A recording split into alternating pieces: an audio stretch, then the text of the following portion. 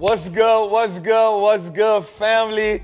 It's your boy, the Wallstreet Trappin, man. Welcome to another episode of Trappin Tuesday.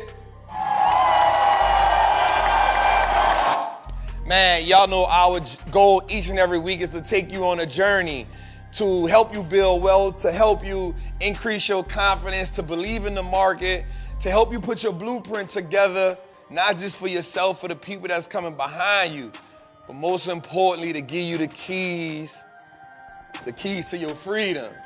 All right, so today we got a lot of stuff we're gonna talk about, right? So I need you to have your pen and your pads. You know, we're gonna talk about Cathie Woods. We're gonna talk about Nvidia. I also wanna talk about different stages of wealth that we be on. But before we go too far, I wanna talk about expensive ignorance. Yeah. So we create these habits in our life, knowing that we want to do certain things, knowing that we want to be successful, knowing that we want to be wealthy, understanding that the life that we want is going to require sacrifice. But yet we decide that we would rather do subtraction than multiplication. We would rather subtract from ourselves. We would rather subtract from our family. Let me go a little, cause I think I'm surface level right here, Jose. I think I'm surface level to here, but I won't go further cause this one was on my heart. This one was on my heart because I thought about how much fun I had for Mardi Gras. And the whole while I was in the club having fun with my people, I knew that when I left, I knew the journey that I was still on. I knew that when I left, I had 7 figures invested. I knew that I had portfolios working for me. When I was home and I saw my culture, I saw everybody outside, and then I thought about a harsh reality of a statistic that hit me in my heart that said 52% of Americans are living check to check. And I said, how is this possible? And then I went a little further and it said that out of that 57%, there's 65% of those people living in deep poverty, Jose. That means after we go from check to check, Jose, there's another level that goes a little deeper. And so I'm like, what's the cost of this? And so we come up with the idea of expensive ignorance. Because what is it costing us to live check to check? What is it costing us to live in deep poverty? What is it costing us to negotiate our dreams and goals? What is the cost of not taking that risk? What is the cost of knowing that the life that you want to attain is right there for you, but the only reason that it's expensive is because we are operating in ignorance, Jose? So sometimes ignorance doesn't mean that we are disregarding the overall goal. It can mean that there's fear in place. Like, Jose, I can know that a plane can take me from one city to another in a shorter time span than a car. I can know that. But because I got fear of flying, I refuse to take that risk. Because I have a fear of some things that I've seen, I've let objects, I've let media, I've let some unbeknown facts, or what I may call facts, tell me that flying isn't safe. And so I could be anchored to my fear. I want to ask a question tonight. How many of us are anchored to the fears that we know aren't real, because we know that fear always interrupts legacy? Jose, are we scared to fail because of fear? Are we scared to reach our goals because of fear? Finally exiting that average reality? Can we move past the obstacles that we've put in place? No one else has put them in place. No one else has told us this can't be done. What I've come to learn is the things that we tell ourselves often becomes the reality in which we live by. So if I ask you if you want to be a millionaire, and you say, yeah, Trap, I want to be a millionaire. But then I ask you, what's the blueprints of being a millionaire? You say you don't know. The dope part is I'm okay with you not knowing. I'm not okay with you not doing. See, there's a lot of successful people that I know, their greatest attribute is once they believe it, they can conceive it, whether they know it or not. I've jumped out the plane many a times and built my parachute, y'all. The one thing that I will not give birth to is a fear that I cannot do a thing. I said on my page the other day, 100 million is only 10 million 10 times. And so some people looking at that like, you act like 10 million is easy. I'm like, it is. And the reason why it is because I made 1 million before. 10 million is only 1 million 9 more times. If I do it once, I can do it again. I want you to understand that nothing you do in your life is a fluke. Everything that you want to accomplish in this world is already planted in you. But what is expensive ignorance, Jose? And I visualize thinking about me being in prison. And I think about how many homies that I know. In my mind, I'm like, yo, this is the smartest person I know. But his environment and his circumstances kept him from giving fruition to the thing that could have changed his life for the good. And now he will only live vicariously through others. We cannot let the vicissitudes of life wash away our dreams. And so when I say the word vicissitudes, that just means the ups and downs that we go through, the ebbs and flows that we go through. Life gon' life, but you gotta keep living. I don't think they got that one. Like, life is gonna do what life does, but you gotta have the mental fortitude to say, whatever life does, I can do it better. Whatever's presented to me, I can overcome.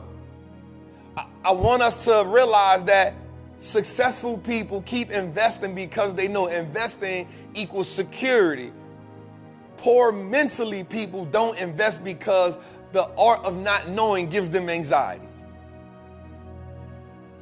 I remember once I said that poor people live check to check, rich people live year to year, and wealthy people live generation to generation. How can we make the transition? How can we pivot? How can we graduate? How can we accept something that we aren't exposed to? And I ask you this question because it's always said that when a child falls, we never Like we never stop them. We always tell them to get up and we encourage them. But at what point, as an adult, did you stop dreaming? At what point did you accept a reality that you truly don't believe in? At what point did you let the life that you have now be the mediocrity that you succumb to? At what point? And I'm not here to judge anybody, because I think we all go through different moments in our life. Like I remember sometimes I might get up, I'm like, yo, I'm on it. Like I'm killing it. And then there's moments in my life where I slow down a bit, but there's never a moment where I lose focus on the overall goal. And the reason why I asked you, at what moment did you accept the mediocrity, is because at some point on the journey, you lost vision of the overall goal. You lost vision. But Jose, I got a question for you.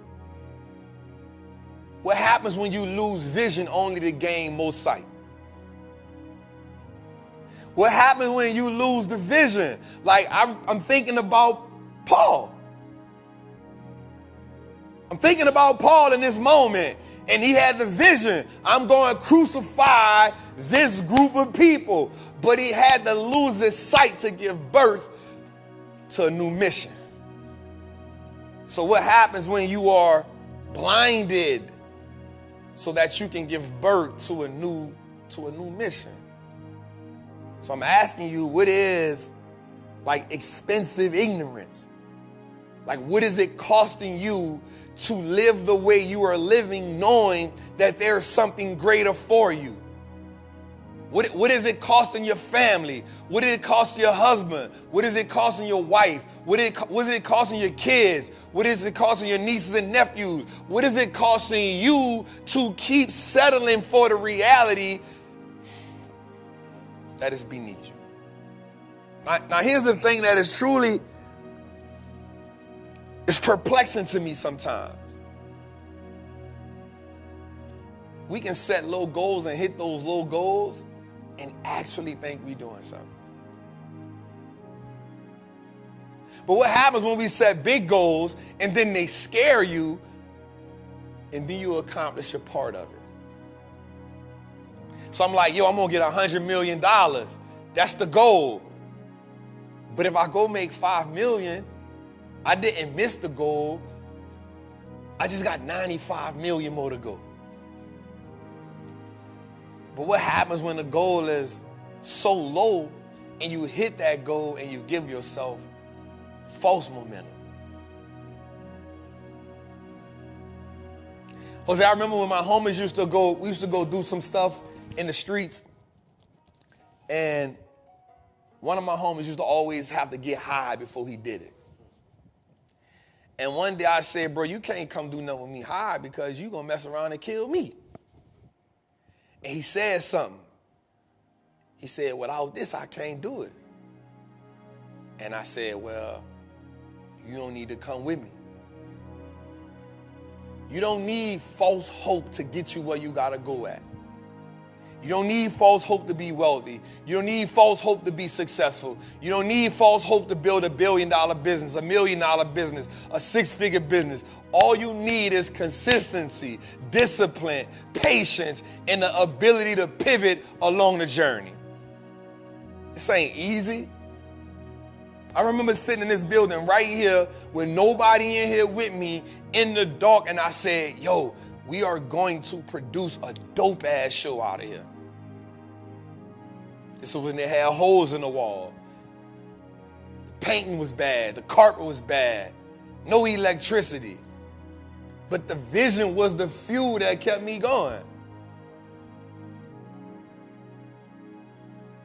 The vision is the fuel that kept me going.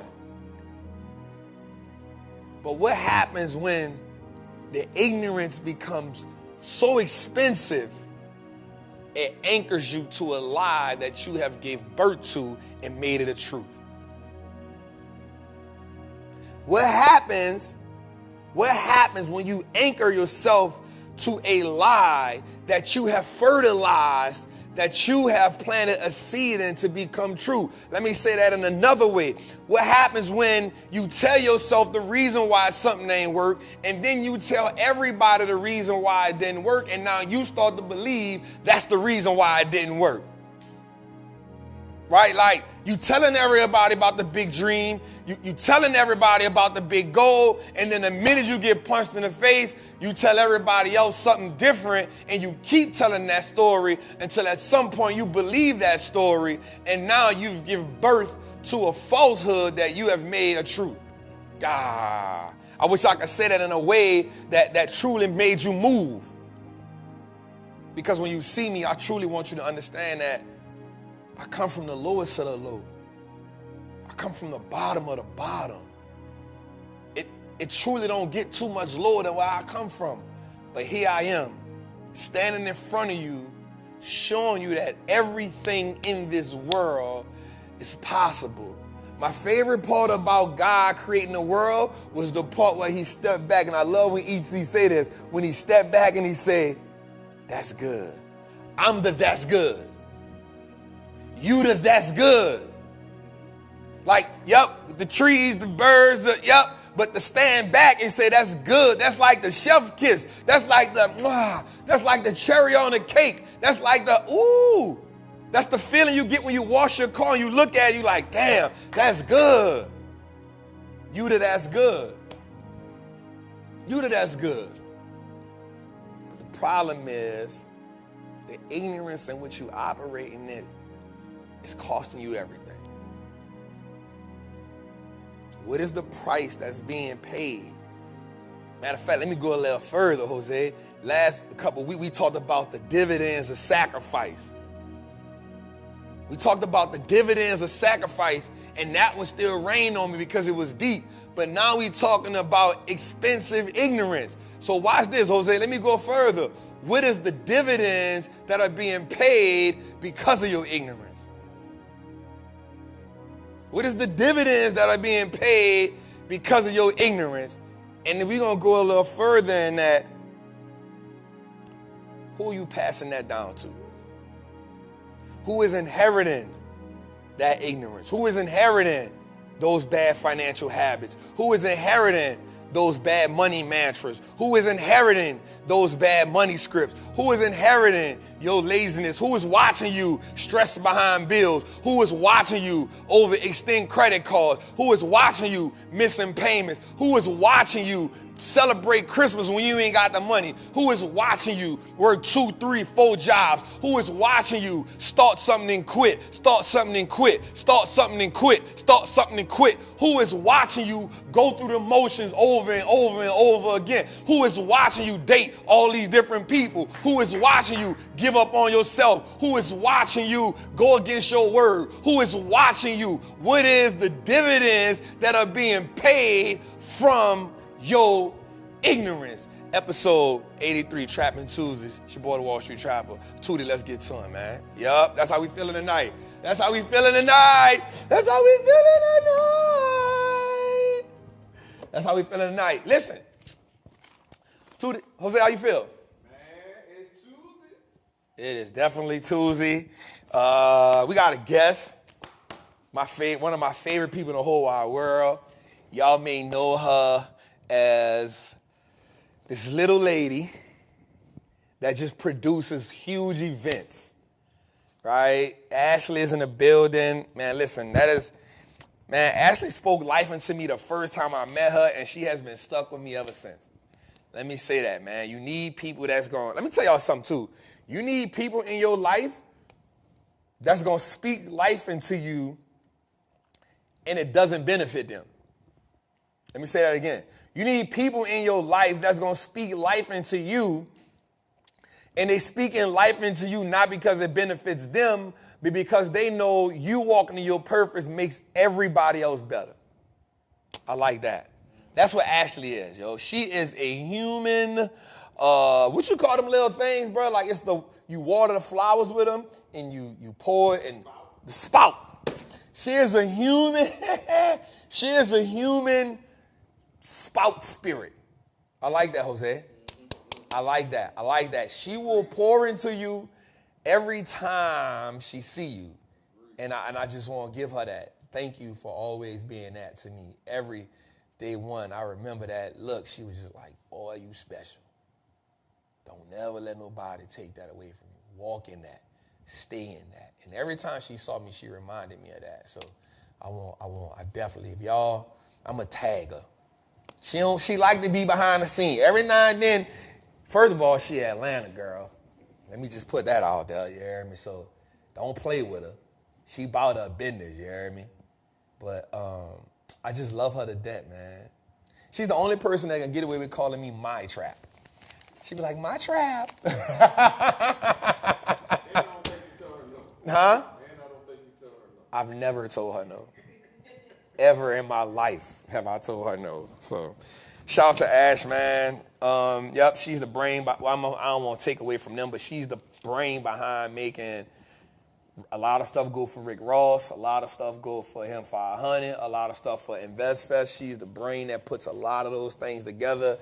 If you're trying to learn about the event space game, if you got an eye for it and you just need some learning, Ashley definitely is the person to do that. She definitely that person. She cold-blooded. When it comes to events at a large scale, what they be saying? She don't miss. She don't miss.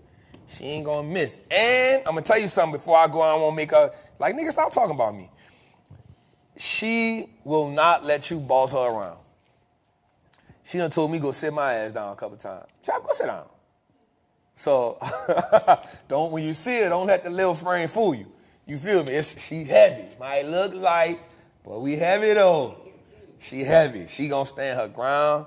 And she's one of the people that really does good business. And that's what a lot of people don't do good business. So she do put her info in the chat trap. And I'm telling you, my people know. So if you looking to get into that event game, she'll master the game. No event is too big or too small for her. I didn't get paid for this straight out of love because I surround myself with good people, and she is one of those people, man. She know the event space in and out. All right, let's get to it, man. Jose, how you feel? Man, good. How was that trip, though? What trip? To the ground. You know I was going cool. How was the trip to the ground, bro? Oh, my God. So Jose just asked me, how was the trip to the Grow? Ashley, you a guest here. So I just want to tell you that. You may hear some things that's just absurd, right? So Jose calls Mardi Gras the Gras, and that's just too disrespectful, bro. First of all, you from Maryland, right? No, we're not going to do this again. There's no Murray. How you spell Murray? No. How you spell Murray? No. How do you spell Murray? M-A-R-Y.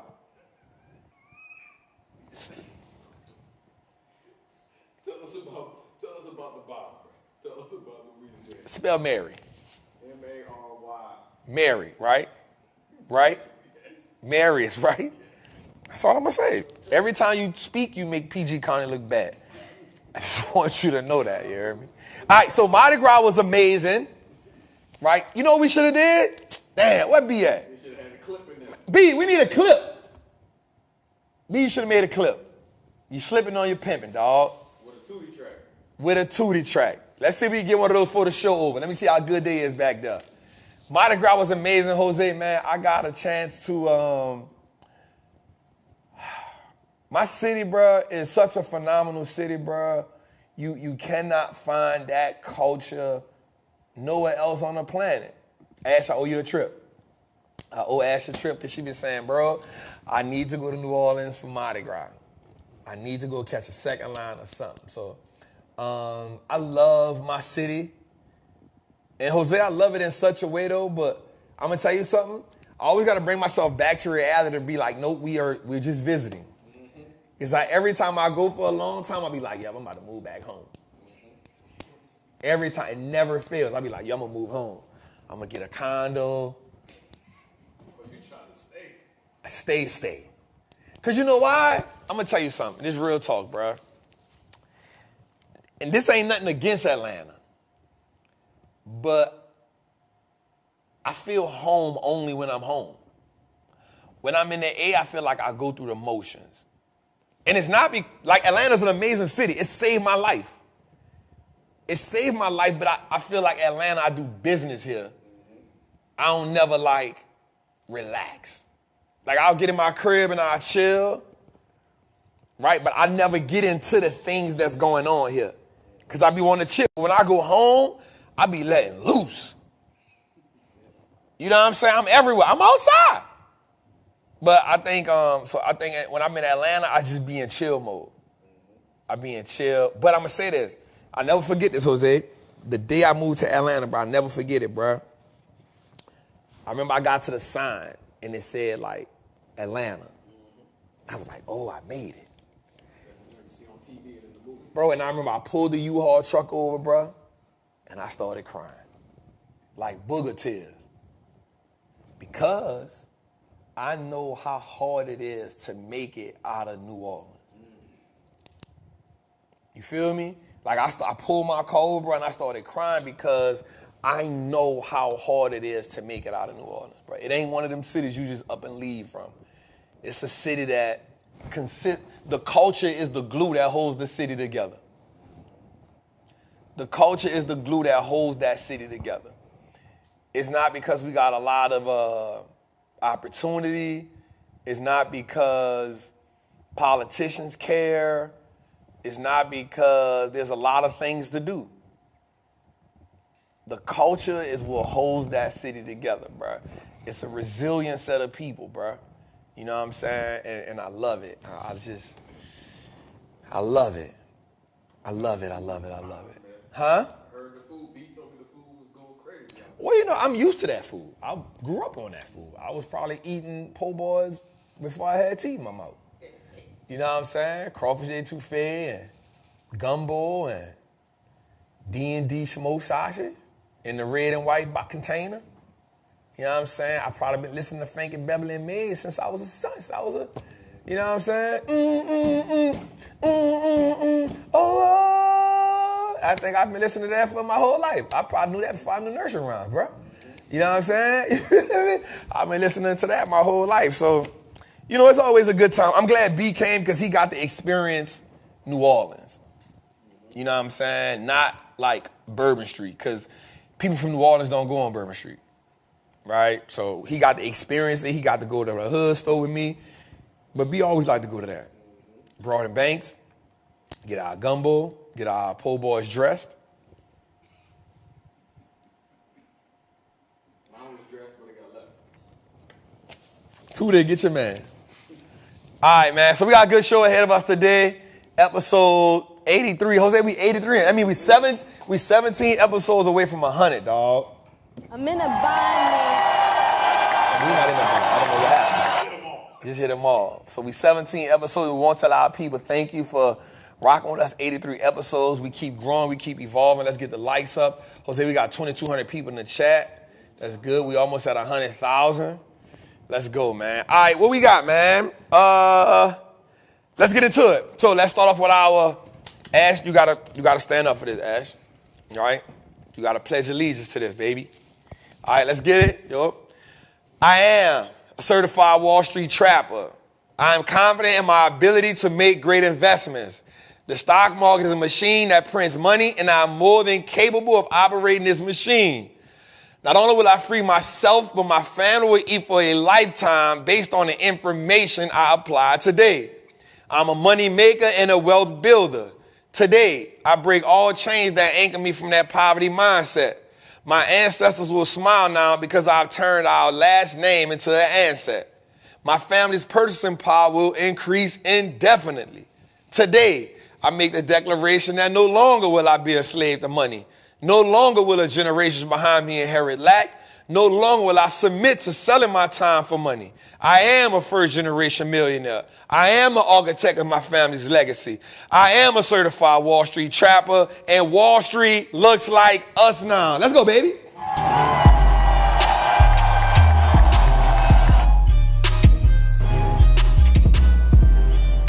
All right, man.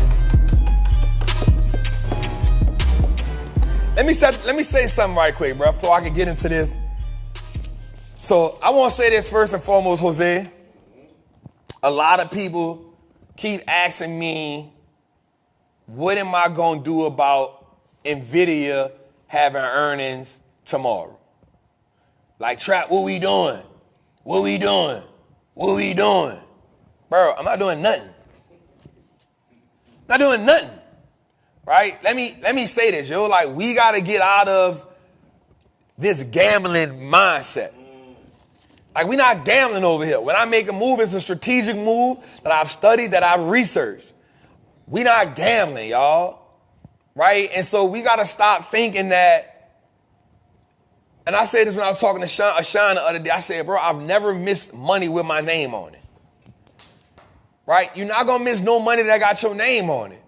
And so I need us to get out of that mindset of every play I got to jump on it. I'm not built. There's a reason why I make money on most of my plays when I swing for earnings. I'm going to keep it real.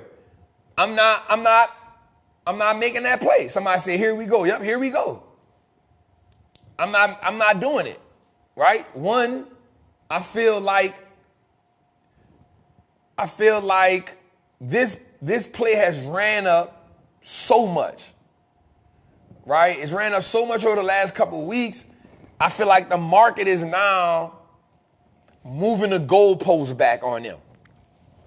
Right? And what I mean by that is, and people not going to like this, but watch this. If LeBron averaged 20 and 10, we'll say he had a bad year. But if somebody else averaged 20 and 10, that's good numbers. Right? The problem is he's been, whether we like him or don't like him, he's been so good for so long, the bar that is set on him is different. But that comes with all great players. Right? Not just Bryant. It comes with all great players. Right? Like, let Steph Curry average 3 3-pointers a game. Guess what we gonna say? Bro, you fell off. But if you get somebody to average 3 3-point or 4 3-pointers a game, you like, dog, that boy balling. But if you like, yo, Steph got 12 points, 4 3-pointers in a game, you're gonna be like, bro, he off. What happens is, bro, we ask for greatness, we look for greatness, and then when we get greatness, we move the bar back on. We keep setting the bar back on greatness. Right? So let me make that make sense now. Like, Nvidia has 5-fold since its October lows in 2022. Now, what that means is a company has hit a price it's doubled 5 times. Right? Like, this stock has went crazy to where I feel like it'll hit earnings, it'll hit revenue, but the guidance might come in not what Wall Street expect. And because the guidance don't match what Wall Street expect, the stock gonna fall. Now, I'm not saying it's gonna happen. That's my reason. Anytime I'm not confident in something, I'm okay with sitting on the sideline. I already got a couple plays in. Like, you got to be good with sitting on the sideline. You got to be good with saying, this is not my play. Now, here's the thing. If somebody make a play on it, I'm not mad at you either. Why? Because that got your name on it. The money with my name on it can't miss me, no matter what I do. But the money that ain't for me is the money that I got to chase. And here's what I've learned about chasing something. You always miss something very important that's going to cost you more than it's going to make you. So I don't ever chase no money in the market. And I'll give you a prime example. Today, this is what I fear about the market. Palo Alto Networks plunged about 20% today. Why? They beat on top line, is revenue. They beat on bottom line, which is guidance. But they put out, we're going to have slower growth for the rest of the year. and their expectations, meaning their forward-looking guidance for the rest of the year, was lower than what Wall Street expected, so the stock go down 20%. You beat on the earnings, you beat on revenue. This is what you're supposed to beat on. But because the market is in such a frenzy, right? And we not being aware that the market is a frenzy. And here's the worst thing that can happen to people right now. You can get a couple wins under your belt. And I said this, Jose. I said, wins build arrogance. Losses build confidence. Wins build arrogance. Losses build confidence. Here's why, Jose. Let's dig into that. I like that. Ash, you like that saying? Watch this. Because when you win, you feel better about yourself, right? But let's get with it. But how many people we see win and then the win turn into arrogance, right? This how dudes get the name of it, diamond hands. Diamond hands. You know why people don't like Floyd? Because they think he's arrogant. Now, no matter what we think, no matter what he thinks about himself, but you look at it like, here's what happened in the stock market. Don't let you get a couple wins when you didn't even do the homework on it. When you get a couple guesses, you go to things you can't miss. And so now what happens is, on a journey, you start doing things that are not comparable to success. You don't get successful habits. Watch this. We can see a team go win a Super Bowl, right? And then the next year, we saw with Kansas City. They won the Super Bowl last year. And by the middle of the season, people was like, nah, bruh. Like, they ain't gonna make it. What happened, though? People got arrogant. People start not having the same, and they said it. This ain't something I came up with. They were like, yo, we got a little arrogant. And then Patrick Mahomes said, you know what? This is what great ones do. I decided that we're going to go to the Super Bowl.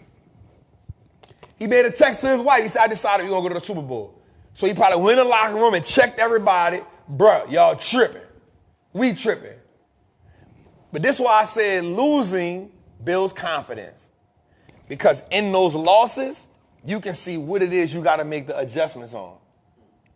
For me, my biggest confidence builder was losing $121,000. Because what happened was, in that moment, I had to check myself. Is this game for you or is it not? And I said, nah, bro, this game for me. I just got to go back and see what it is I need to do right. I need to see what the mistake was I made. Because up until that moment, I had got a little arrogant. I had got a little full of myself. I had made $50,000, $60,000, $70,000 in a couple trades, made $100,000 in a couple trades, couple things I'm overlooking. I ain't really got to look at that. Right? Wins will build arrogance unless you consistently check yourself. So now when we're in a situation like this, I'm like, nah, bro, I ain't got to chase that. Why you don't got to chase the trap? Because we already did $800,000 this year just in the options game, yo. I'm straight. I don't got to go chase nothing. I got enough plays in right now that's going to make me some bread. So I want you to write that down today. Wins build arrogance, losses build confidence. Because in those losses, you're going to check yourself. You're going to check yourself. You're going to ask yourself, damn, do I really want to do this? And if you decide to move forward, you just built up some confidence. This is why people in the Patreon last year, in September, in October, the ones who've been rocking with me since then, I rock with them so tough. You know why? Because they had to battle for 8 weeks. For 8 weeks, they had to look at their account rate. 8 weeks. But 8 weeks, I stepped up. I'm like, yo, I'm talking them through it. Yo, don't trip. This is this. It's all right. Boom. This is what we doing. Don't do that. Do this. Chill. No. I got you. I'm doing more Zoom calls than ever. You know what I'm saying? Because I know they in a frenzy. But watch this. They went from seeing their account being the red in October to November, December, January, making more money than they ever made in their life. But the reason was the confidence was built in the trenches. The confidence is built, and that's not just an investing phrase, that's in life, yo. When I think about hardships that I face, I always revert back to two moments in my life. When I was homeless, when I was in prison. I always revert back to them. Why? Because those are moments at my lowest point when I could have gave up on myself. And I'd be like, bro, you done overcame this, that, and the other. Let's go. Even when I was going to trial, I was like, bro, you're going to be all right. And it's not that you don't get scared on a journey. It's being able to push through the fear. I can guarantee you this. When Ashley realized how big this damn Invest Fest was, she had a moment where she was like, yo, this shit is really big. And she just stood up in it. She ain't backed down from it. You stood up with it. I'm pretty sure so much shit went wrong that we'll never know. But guess what? She handled that. She walked in it. I'm going to take care of it. And then the next time, guess what happened? It gets better. It gets easier. You start expecting it. So I want y'all to know that on the journey, man.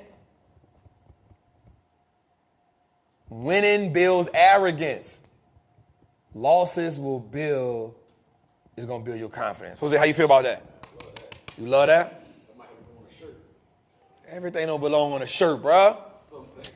Roll the footage, Tootie. Go to the next thing, man. I don't got time to do this with him tonight. I'm not doing this with him tonight, man. All right, so yeah, I'm not doing it, y'all. So if you're in a Patreon, don't expect me tomorrow to say I'm doing this Nvidia play. Don't expect it from me. I'm straight. I'm good.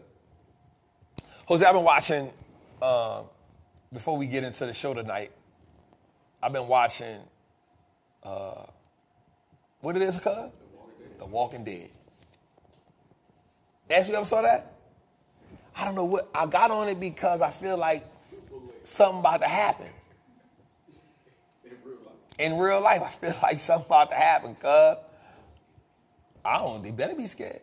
Don't be scared. What did the boy say? Don't be scared. You're watching it for study purposes. I'm studying, bro. I'm studying how to shoot the zombies. Boom, boom, boom. All headshot. Jose, I seen cuz a shotgun. I said, cuz, we need the shotgun. All headshot, cuz. I'm studying, cuz. Listen, here's what I've learned, Jose. In my brief synopsis, I've learned people who live in the city is out of here. Bro, stop saying it. And it's true.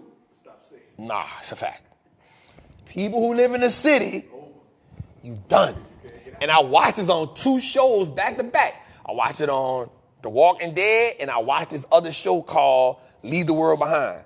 And in both shows, the people who live in the city was done.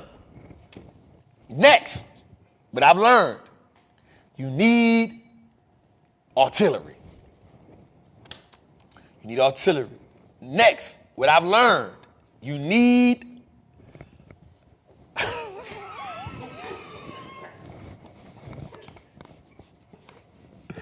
listen, you need perishable items.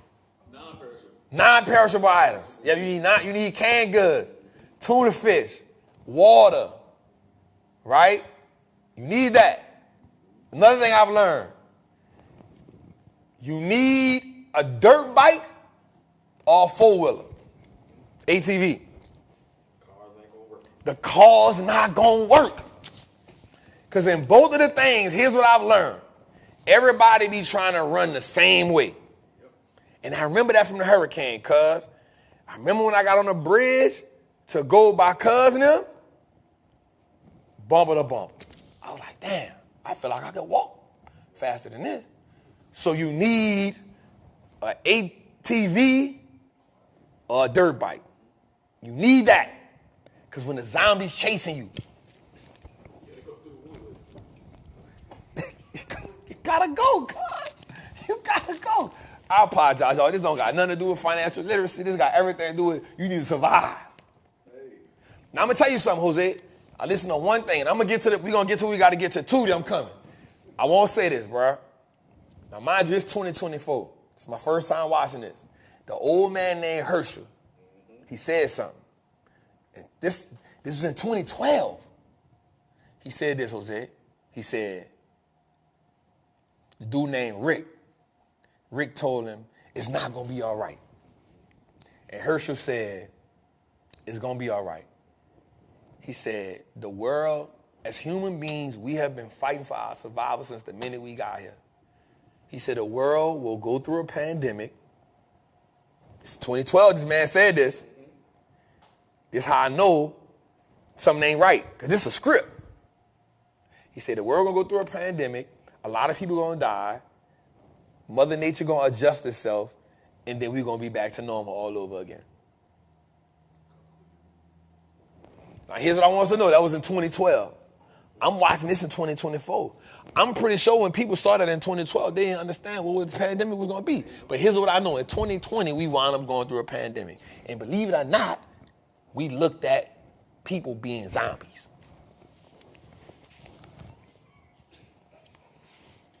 We looked at people being zombies, dog. Think about it. If somebody called COVID, did you not look at them like they was a zombie? Somebody did that. You was like, whoa. You feel me? The people had us in zombie mode, man. Don't tell me I'm tripping. I know I ain't tripping. That's the new war. All right, y'all tripping. My house bulletproof. I'm about to pile at Ross and see who I got to talk to. I need a bunker. Because we can't get to the farm, cuz. It's 3 hours out. The farm 3 hours out, cuz. Nah. You got to go in the backyard. We can't put it on the front. Nah, they going to get in the garage, cuz. We don't got no, I got to find something to get, yeah. We got to find something for that. We got to find something to keep the garage down so the zombies can't get in. Even if it ain't zombies, though, it's people. People going to be in scavenger mode. I need to get that shotgun, man. Let's go. All right, man. I had my rant for the day. That was my rant for the day, y'all. Y'all can think I'm playing if y'all want. Watch me, y'all see. News alert, news alert.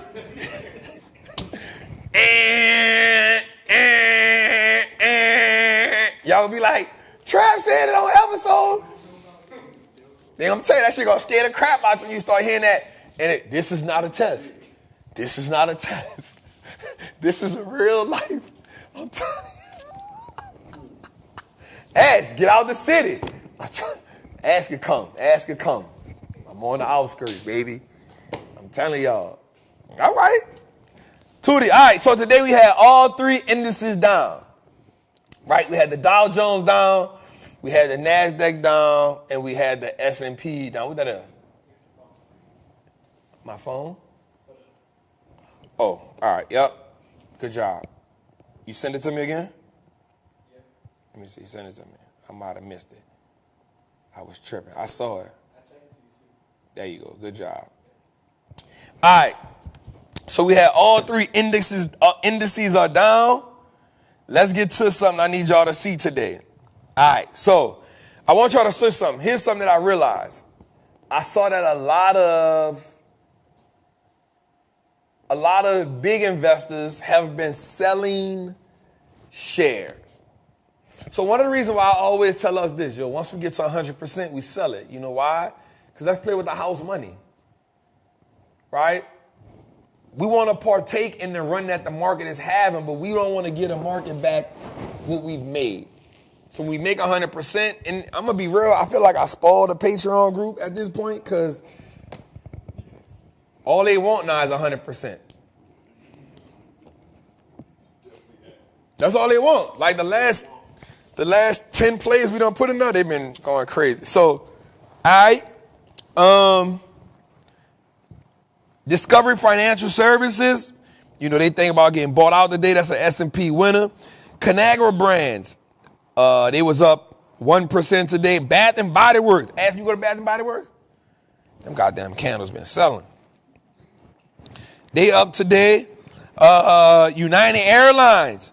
So let me say this. United Airlines is upping the cost of bags. That's right, Jose. They upping the cost of bags. Yeah, they upping the cost of that. Walmart is up today. We're going to talk about them later on today. Walmart did a big deal with Vizio TV. They're going to buy that. Some of our losers today was JB Hunt Transportation, Applied Materials, and AMD. Let's go with our NASDAQ winners. NASDAQ winners, we got Monopore Therapeutics, Vincerix Pharma. That was some of our winners, up 70%. Damn, up 83%, up 95%. Some of our biggest losers is MicroCloud, 75%. Golly, boy, that's a big loss. Centrina, down 29%, and Universal Pharmaceuticals. Those are down big today. Let's go a little further. So let's check out our heat check.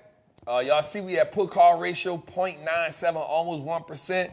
We had 3.7. You could have left that over there, cuz. You just wanted to be on camera. You think he slick. You wanted to be on camera, you heard me? You wanted to be on camera. What that gotta do? All right, man. We had 3.6 million puts in today. Let's go a little further to it. All right, let's look at our heat map, y'all. This gives us an idea to check the temperature so we can see what's going on. I like to show y'all this on a daily basis so we can see what's going on with the world we live in. So let's see, Microsoft. Look at that, Nvidia down 5%. Now here's what I will tell everybody. Also, while we talking about Nvidia, watch this, y'all. So everybody been on me about this other company called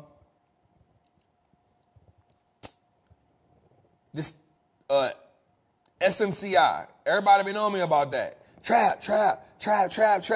But here's what I told y'all. I said, yo, that train left the station. That train left the station. So watch this. Friday, we watched the stock go down about $200. So watch this. This is what I tell y'all about the money that don't got my name on it. We had it in, now don't get me wrong, we had it in a recession portfolio last year. It performed well for us. When I started the portfolio over, I was supposed to buy it again, but I didn't. Still $400, right? It ran up to $1,000 from the beginning of the year to now. But watch this. There's people that bought it at $8, $9, and $1,000. Because they were doing what? Chasing. You don't never got to chase money with your name on it. The stock market will always give you an opportunity. Here's what I want you to understand. The stock market is a place where emotion supersedes fundamentals at various times. All right, let's say that again. The stock market is a place where emotion supersedes valuation during short periods of time. That makes sense, Ash? All right. Well, let me say something. Ash been studying the course, y'all. My girl gonna be rich. I'm gonna make sure she get that money, right? So what happens is, and we're gonna talk about this later on, a great company will run for you, but the stock market will give you an opportunity to get that great company at a fair or discounted price. It's kind of like your favorite shoes. You're like, damn, they're my favorite. I really want them shoes. Now, here's the crazy part about it. This is going to be good, Jose. You might not get the shoes in season.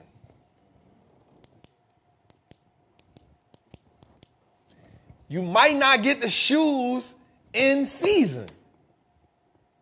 And for most people, because they don't get the stock in season, they think they missed out. Not realizing that seasons change and they come back. So even if you miss it when it ran up to 1,000, that don't mean go buy it at 1,000, because now if you let it go from 1,000, now it's $750. You with me, cuz? So you do not have to chase, you just gotta be in place.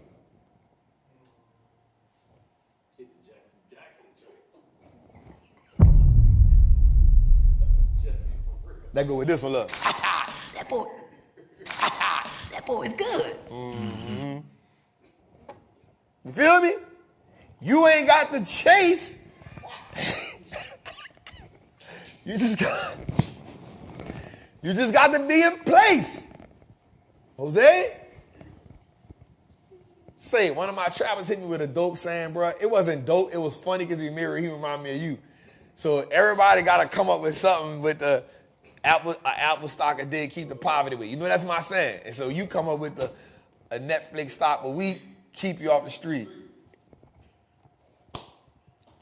So young boy, I think his name Kendrick, you know what I mean? He was doing a presentation this week, and he was presenting this company called Care Trust. So it's a company, it's a REIT that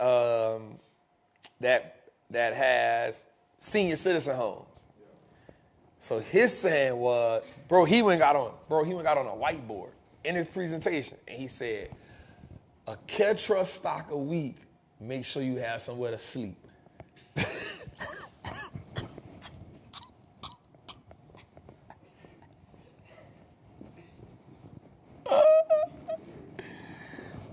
I say, bro, you and Jose get on my nerves, bro.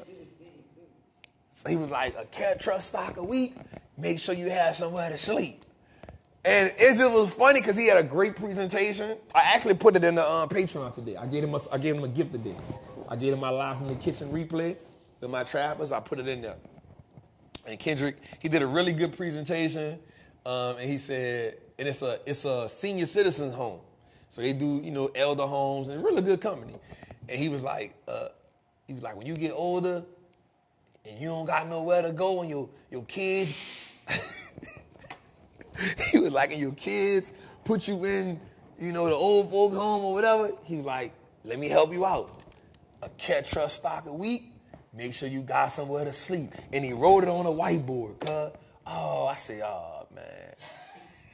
said, man, Jose is rubbing off on my people with these sayings, man. They just come up with these. And the crazy part is, Jose think that saying is fire. A Netflix stock a week, keep you off the street. And he said it was so much flamboyance is the word we're going to use for that. All right, so we see, man, Tesla was down 3%. But watch this, y'all. Coca-Cola up 2%. Walmart 4%. Google even gave us something positive. Out of all of them, Google gave us something positive. I want to talk about Berkshire Hathaway a little bit today, too.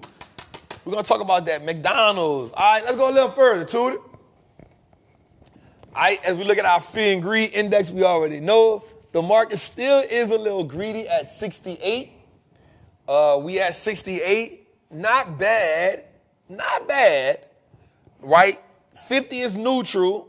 Remember, at one point, we was in the 80s.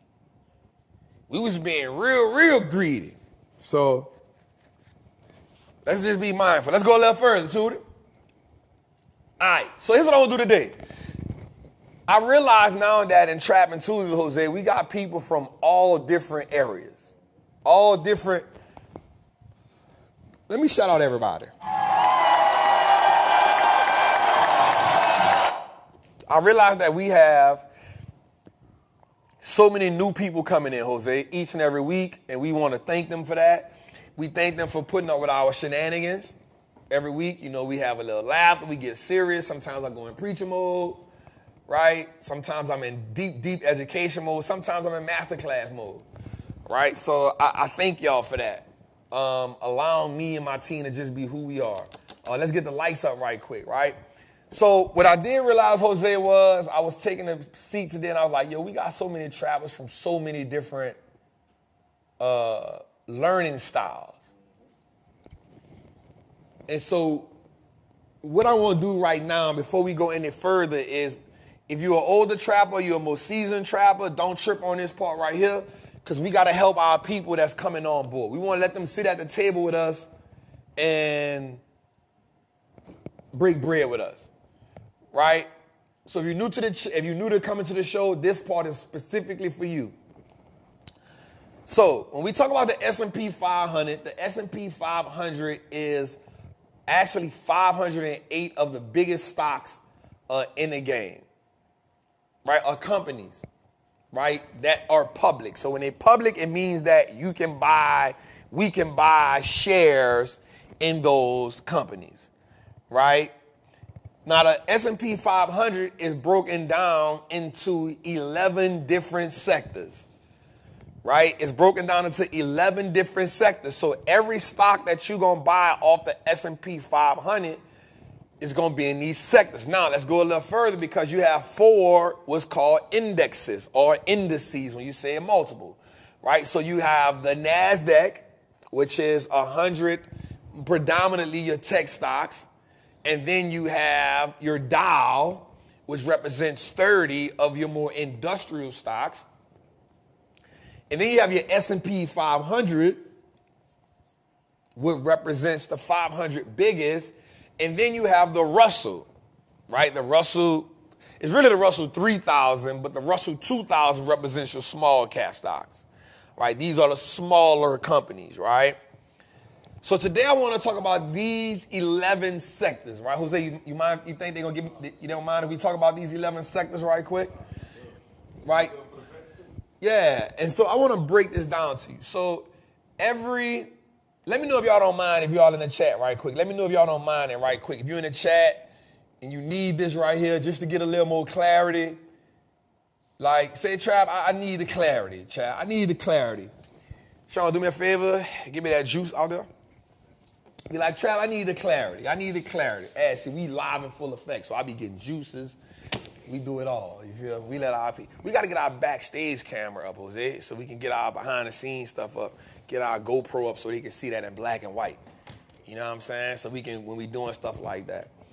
All right, so let's do it. All right, so what I want to do to my people right quick is I want to show them exactly what's going on, right, and how they can play this game. And you need to understand this, right? You need to understand this.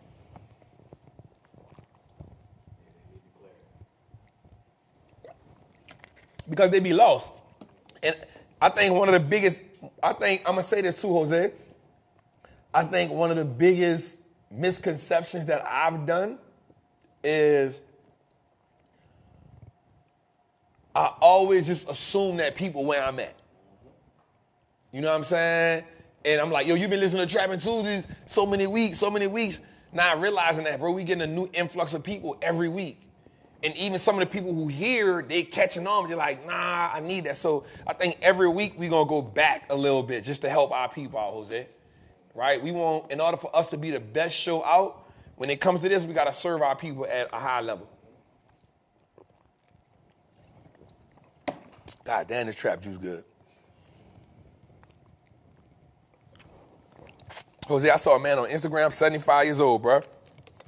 He said all he do is drink vegetables and eat vegetables. Yeah.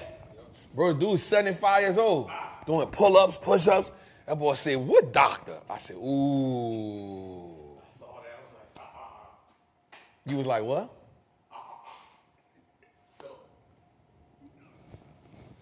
That's why we need behind the scenes camera.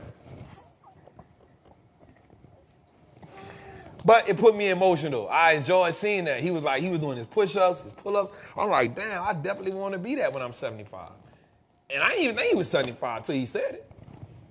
But anyway, let's get into this right quick. So the S&P 500 is broke down into 11 sectors. So we'll go through these 11 sectors so you can understand what they are and how they operate, right? So the first one we'll talk about, now the 7 sectors, let me say this, they aren't numbered in any order, right? It's not an order that they're in, right? But also I want you to know something. The sectors are actually broke down into industries, right? So let's say right now we go to the financial sector, right? And this is the easiest one for me to show you, right? So let's say the financial sector is one of the sectors. Well, that financial sector will be broke down into industries. So one of the industries in the financial sector will be insurance, right? Insurance would be in the financial sectors. Guess what another industry in the financial sector would be? Payment processing. Guess what another industry inside of the financial sector may be? Regional banking. That's your regions, Your smaller banks. Guess what another one would be inside of there? Wealth management or big banks. That's your JP Morgans, banks like that, right? Another part of that would be credit cards. So inside of the financial sector, you have industries, and in those industries, you have, y'all get what I'm saying? If y'all get what I'm saying in the chat, say, yep, we get it, Trap. So we go a little further, look at the healthcare sector. That's another sector. That sector may be broken down into pharmaceuticals, right? It may be broken down into medical devices that may be a part of that, depending on what it is. It can be broke down into like your vaccine plays. It can be broke down into, watch this, health insurance plays. You feel me? Health insurance, right? Yep, under your financial, you'll get Berkshire. So it's being able to say, I need you to understand that. So now let's go back. So we talked about two. We talked about financials, and then we talked about healthcare. Now let's talk about consumer discretionary. What is that industry? Consumer discretionary is an industry is a sector where people, that industry, this is good, Jose, watch this. Watch what I'm about to say right here. Think about this industry as the disposable income industry. Watch this. This is about to be good. This sector has companies like Amazon and Tesla in it. I want you to think about this industry as the disposable income sector. Why? Because these sectors soar when people have disposable money. So think about it. If the economy is down and people don't have disposable money, will they go buy a Tesla? Probably not. Sales on Amazon gonna go down, but the reason why Amazon will always make money is because they got that AWS, Amazon Web Service. So I want you to think about that when you think about that industry. Nike, Disney, they over there, right? The next segment, information technology, right? That's your Microsoft, your Apples, right? Companies like that. Now, watch this. Communication. You're gonna see Google, Meta. Now you might be like, well, Trap, that's a technology company. True, but what do? They help you communicate. How do people, what do you use Instagram for, Facebook for? To do what? Communicate. Google, what do you use it for? Communicate. Why? Gmail. It's under that thing. All right, now let's go to this next one. Consumer staples.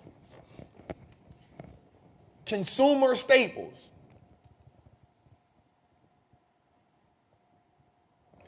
This sector, I want you to think about it as this.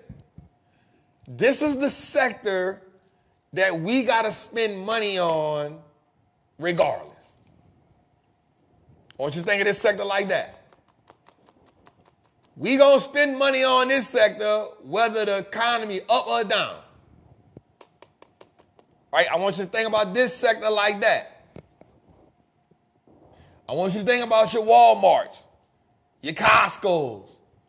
Right? I want you to think about them like that. Procter & Gamble. Right? I want you to think about that like that. All right? Let's go a little further. Real estate. That can be individual companies and REITs.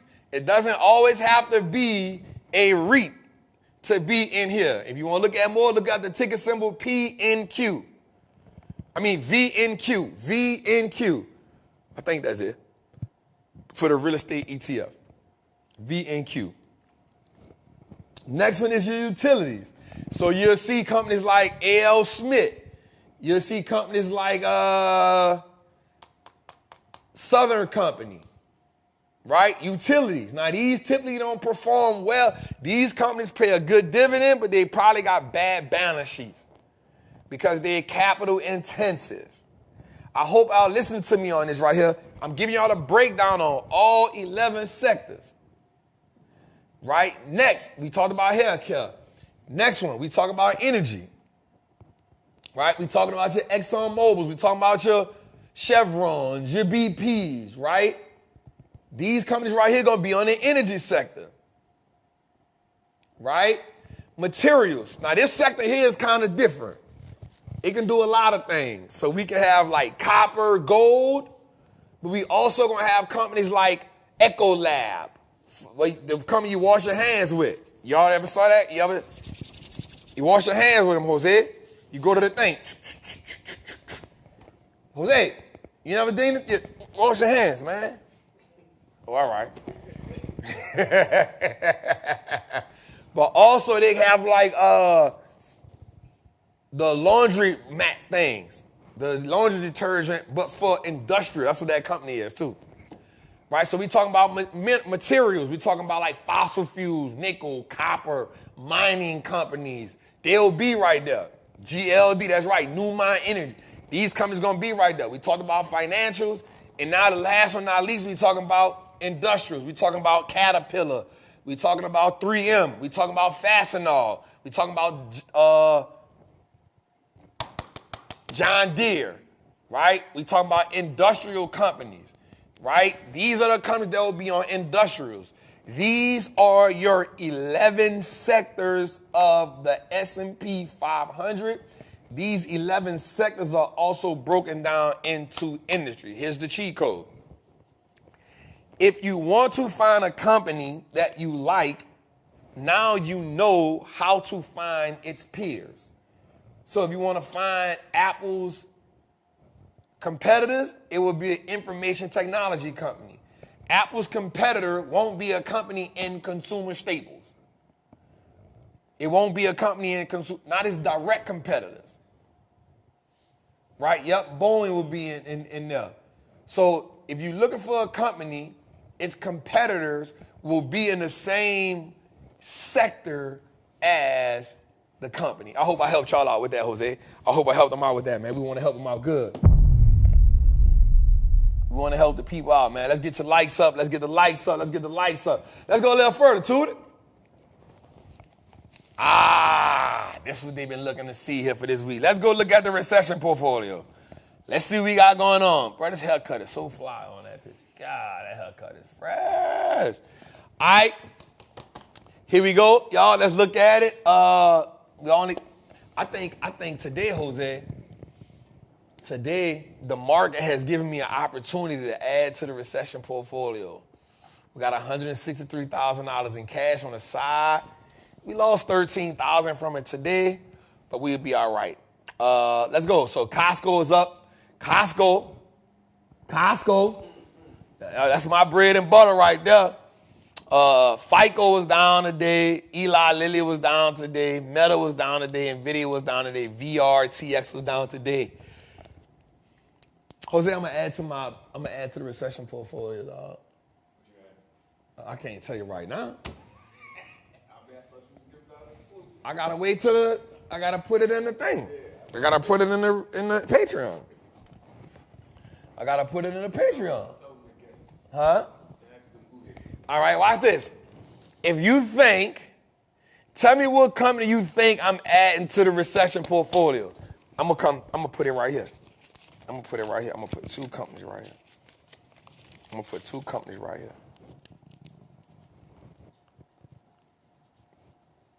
They're gonna be like, bro, I know you lying. So that's one. I'm adding two companies. Put it in the chat what company you think we gonna add to the recession portfolio.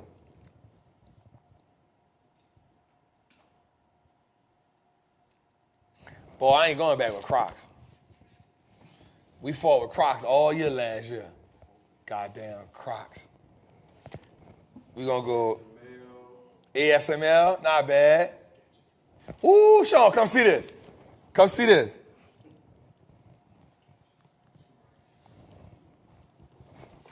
Look at this. You see that? That's this. Let's go see. Let's see what we see. What we seeing now? Ooh. A couple people got it, God. A couple people got the first one, Sean. A couple people got the first one. Ooh, I saw somebody get the second one. I saw one person get the second one. Okay. I like that. We keep the chat engaged. All I'm going to say is, y'all be paying attention to me. Okay, that's my people. Jose, we got the best people, dog. We got the best people. They tapped in. They know. We don't be, yeah. All we do is print money, Ash. All we do is print money, baby. I'm printing money, baby. I like my girl who said that on it. They said, we print money, baby. All right, let's go a little further. All right, today, Jose, I ain't gonna lie, bro. We got beat up today, dog. Bro, we got beat up today. But we made bread. So Netflix, Tude, go to the other one first. Yeah. All right, so we still up on on all our plays except for this one Google play. I think the other one too, though. So Amazon, we lost 1,800 today. Broadcom. Oh, let me go on my thing. Let's talk about it. CrowdStrike. We lost $5,000 today. Look at Google still fight the power.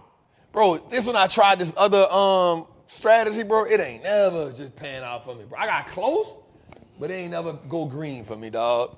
Eli Lilly lost 20 bands today, dog. Bro, we was up 57 bands on that joker today, bro. I'm mad at that one. All right, Meta went down 1,000, 1,300 today. We not mad at that. The other Meta went up 14. We not mad at that. Let's go a little further to it. Netflix gave up 7,400 today. And look at Nvidia, bro. Damn, 9,000. This is my big boy right here, Jose. That 630 call, that's my big boy, Jose. That's the biggest play I ever done, cuz.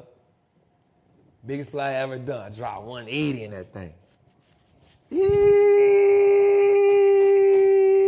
And look, we was right. We had just passed 100%. We still up 122,000. It got hit for 54 bands today, Jose. You feel me? QQQ. That's gone. Oh yeah, my one QQQ, that March play, I wound up selling out. But I was the only one in that play. You know, I had been told the trappers get out that play. So we sold that one. The SMH play is good. The XLK, the XLY play down. We all right on that. We still killing it. Shout out to my people in the Patreon. We ain't tripping. I will say this, I know they won't get into that. I'm not telling y'all not to get into the play. I feel like if you have the options masterclass,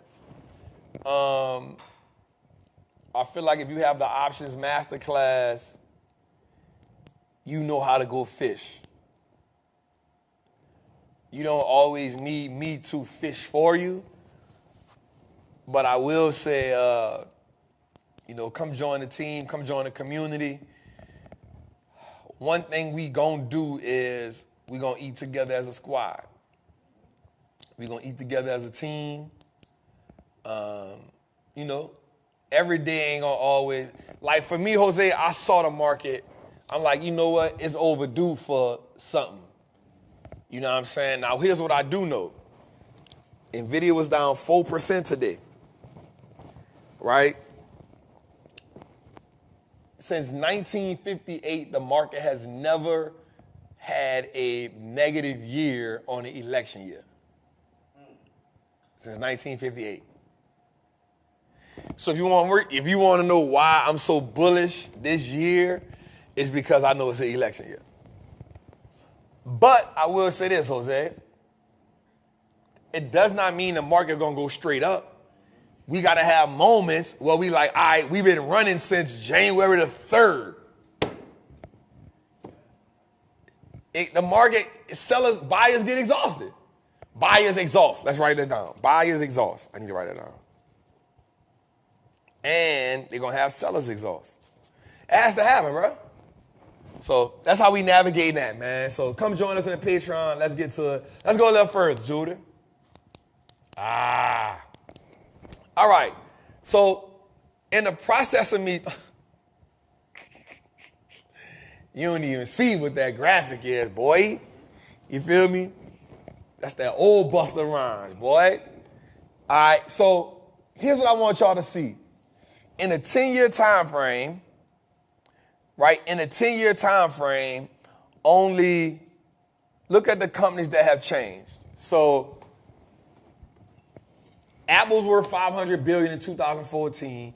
Exxon was worth $434 billion. Google was worth $376 billion. Microsoft was worth $310 billion. Berkshire Hathaway. These were the top 5 biggest companies in 2014. In a 10-year time frame, look at this change right here. Microsoft is now a $3 trillion company.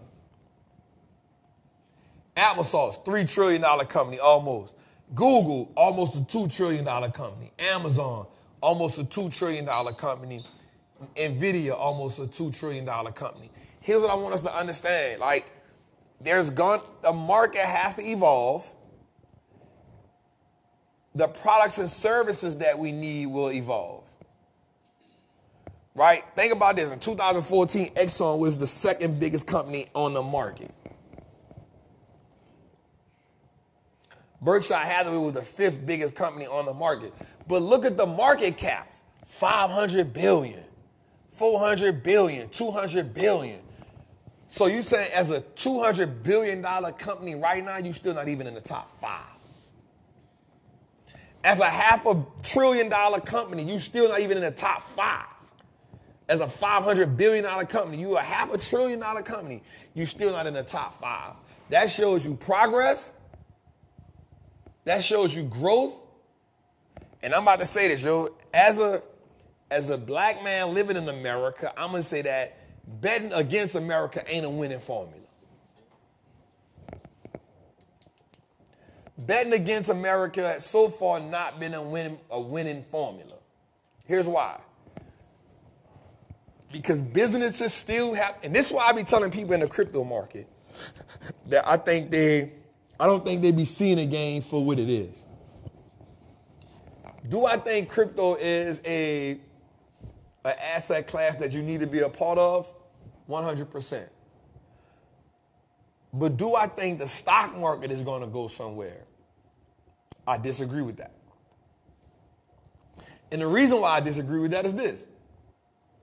Because the stock market has been, since its inception, the easiest way to become a billionaire.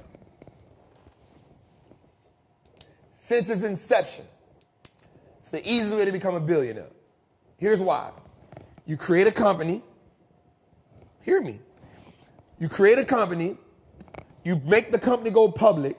You buy shares of the company when it's dirt cheap, and you just hold them. You pay yourself $1. You reward yourself in stock options. You become a millionaire, a billionaire over time.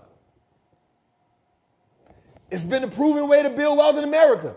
I'm not saying real estate ain't the way. I'm not saying, businesses ain't the way. What I'm saying is the stock market has been the proven wealth catalyst for centuries. Centuries, 100 years? Centuries. We talking about Vanderbilt, Rockefellers. That's how they became billionaires. Okay, watch this. People don't even know this. Look what Cornelius Vanderbilt did to become a billionaire. History lesson with Trap. Cornelius Vanderbilt had the railroads. I'm going to tell you the Vanderbilt and the Rockefeller did the same exact thing. And JP Morgan Chase did the same exact thing to become, and Andrew Carnegie, to become the richest man in the world. Here's what they did. They already had great companies, right? And then all of Cornelius Vanderbilt's competitors tried to go against him. He said, oh, that's what y'all want to do.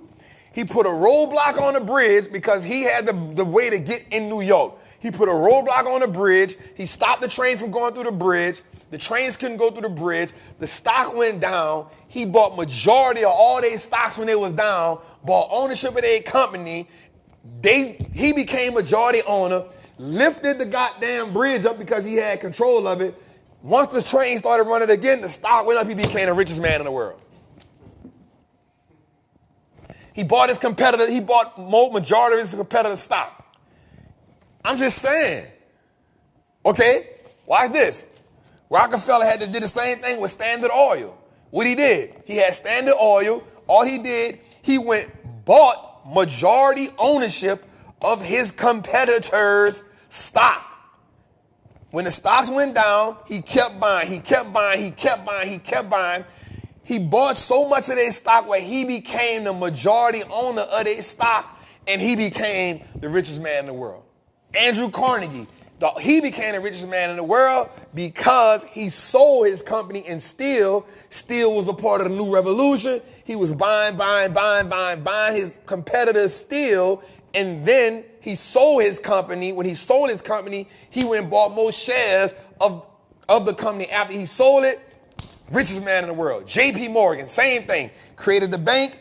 Then what he did, when Thomas Edison Electric, the company's having a hard time, what did he go do? He went and bought 51% of Edison Electric. He bought it, changed the name to General Electric, along with owner J.P. Morgan Chase. He became one of the richest men in the world because of that. Since the beginning of time, the stock market has been the catalyst for rich white men attaining wealth.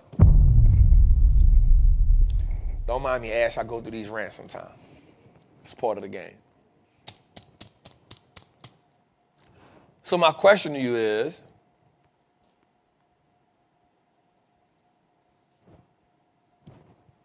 why we ain't doing it?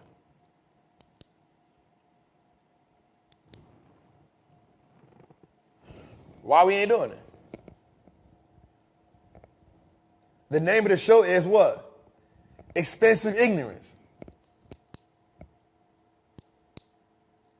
If we see the same people keep doing the same thing over and over and over and over again, why aren't we, instead of complaining about the game not being fair, why don't we just learn how to play the game, learn the rules to the game, learn how the people who've played the game before us won the game, and then we adapt that same mindset?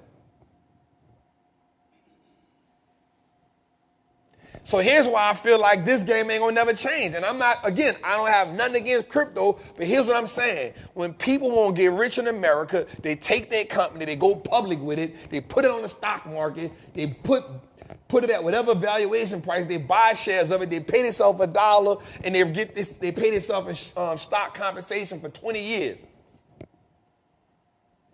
And then they become 400 million, 500 million, 600 million. Then they're in a race to become the richest men in the world. It's not a coincidence.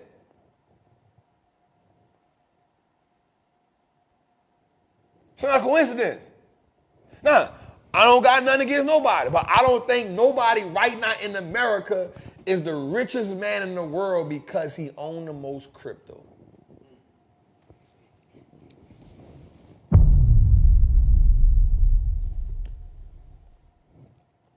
I'm not saying nothing against crypto. I don't have nothing against it.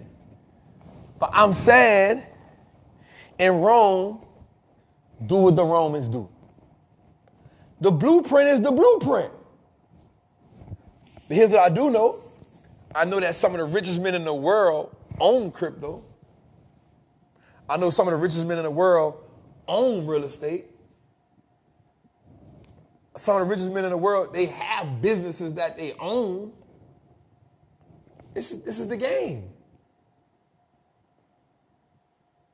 This is the game, y'all.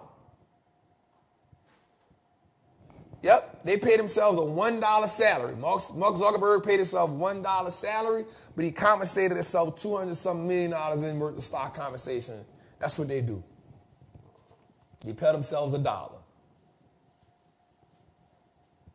They pay themselves $1, and they compensate themselves in shares. Let's go a little further. They go to that. I should have a slide that talks about wealth being built with AI. I should have a slide that says that. I should have a slide, not that one. It should have, there you go, right there. Good. So watch this. I looked up a stat today. And it says that majority of the wealth in 2024 comes from companies that have been built off AI. Now, I want y'all to sit on that for a second. I want you to sit on that for a second because I want to ask you a question. Here's what I found out today. I didn't even know this till today, Jose. Them people cousins. The CEO of Nvidia and the CEO of AMD, who people think are competitors, they cousins. That boy is good. Yo, watch this. Co-founder Yin-Sing Hung, I think that's his name, his wealth has surged by a blistering 48 billion. 48 billion. Let me let that ring in your head, Jose. Watch this. His cousin, Lisa Su, CEO of Advanced Micro Devices, net worth is now 1.2 billion. What's better than 1 billion there? 2. Especially when they're the same hue as you. They're the same hue.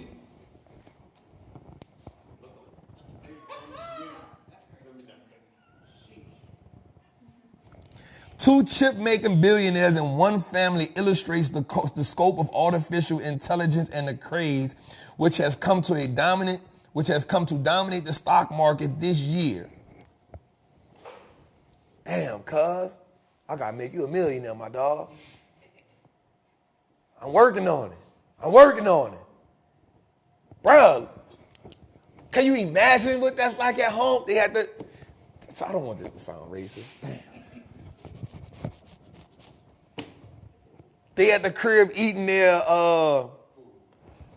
the food of their nationality.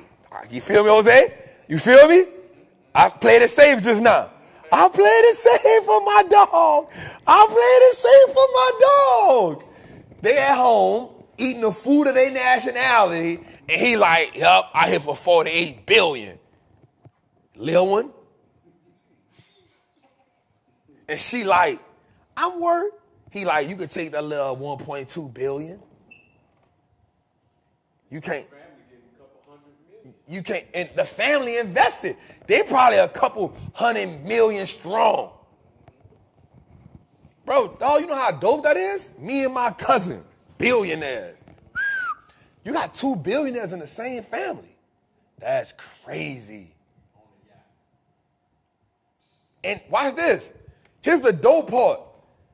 Not only are they cousins, not only are they billionaires, now they competing on who they also got companies in the same industry. That's crazy. That's crazy. I'm in a bind, Nate. Some other time. That shit had me in a bind, cuz. How I make you a millionaire, dog?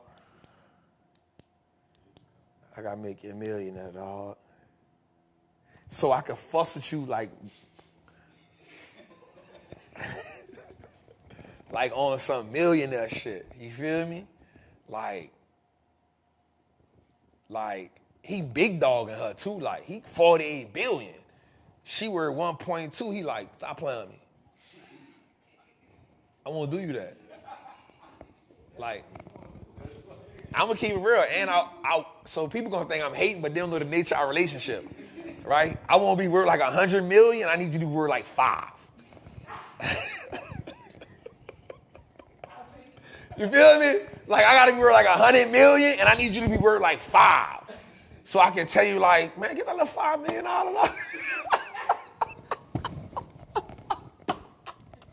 Like I want you to eat. Like I know he be big dogging her. Like the rest of the family, like doing their thing, he ain't tripping. But like for her, it's like, stop playing with me. And she probably be talking crap. You know how women is. Like women, she got that nature in the. So she probably seeing him. She probably be on some. I'ma get him. Right, and that's you.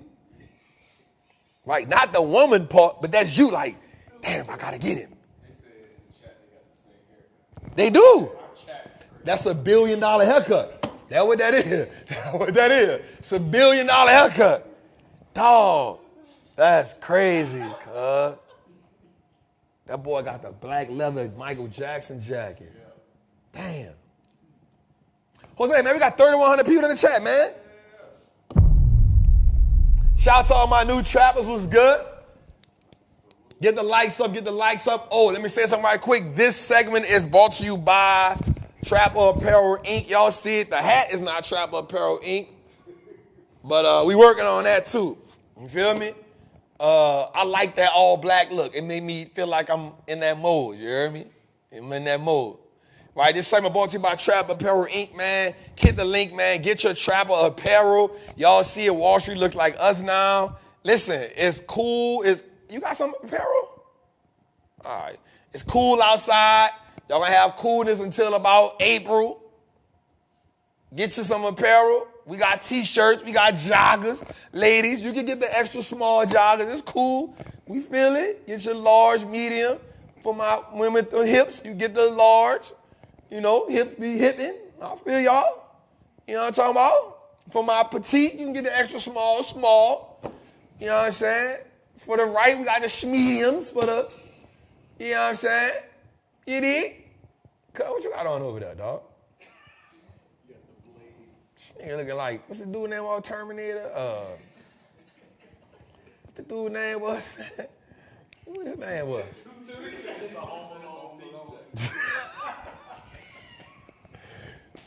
Right here. Reese. He look like Reese, you hear me? Off Terminator. Reese! Oh, you Sarah Connor. All right, let's go a little further, man. Let's go a little further. All right. Damn, Kathy. Ah, damn.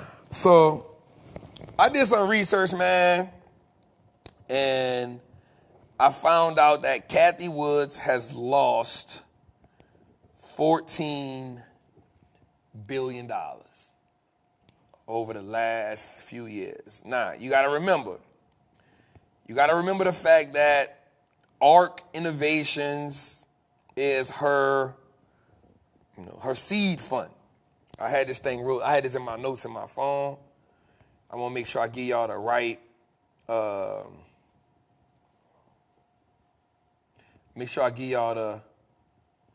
right, breakdown, because it's a thing. All right, here we go.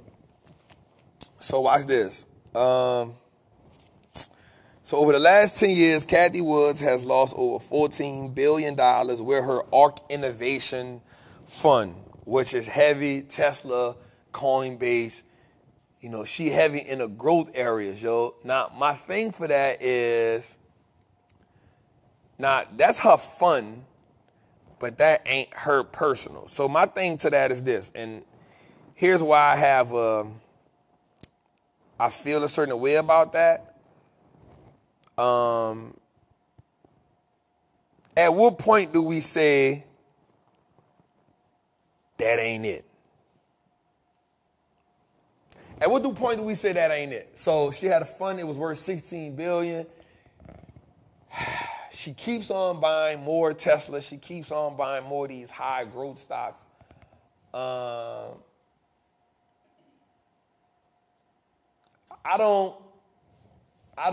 I said something before, and I think people, I'm gonna tell y'all something. So one of the reasons why I didn't never talk a lot about Kathy, because I didn't want to feel like I was talking about a woman.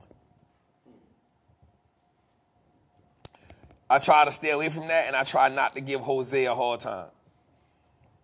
Not meaning he we try to be mindful of the overall perspective. I've been one to congratulate her on some of the stuff that she's done, but her performance has just not been well. I think she did all right last year. I had this whole thing wrote down and I can't find it. She did all right last year in a soaring market, but she hasn't been able to navigate these last couple markets, man. And she was innovative in the fact that she bet heavy on Tesla like in 2009, Jose, right? In 2009, she bet heavy on Tesla. And nobody didn't see it. So when it popped off in 2017, 18, when it started running, she looked it brilliant, right? The thing about that is, remember I talked about something. What did I say to y'all? Ooh, Jose, this goes right into what we talked about earlier. Wins can build what? Arrogance. She is so innovative in her investment approach, she don't have no balance, right? She's so innovative in her investment approach. If we go look at her portfolio, I want to pull her portfolio up right quick. I want to pull her portfolio up right quick. I want to pull her portfolio up, yo. And, okay, watch this, Jose. Here's her portfolio. That's crazy how I can pull that up like that, yeah? Stop playing with me, boy. Stop playing with me, boy. I don't be playing no games. So let's look at her portfolio. Watch this, Jose. And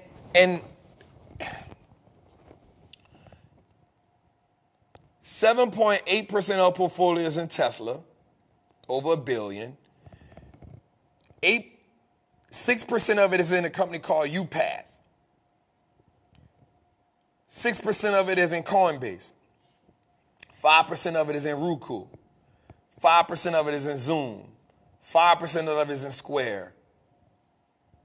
3% of it is in, 5% of it is in Zoom. 3% of it is in Block. 3% of it is in DraftKings. 3% of it is in Exact Science. 2% of it is in Twilio. And 2% of it is in Zillow. She also has 2% of it in Robinhood. 2% of it is in Roblox.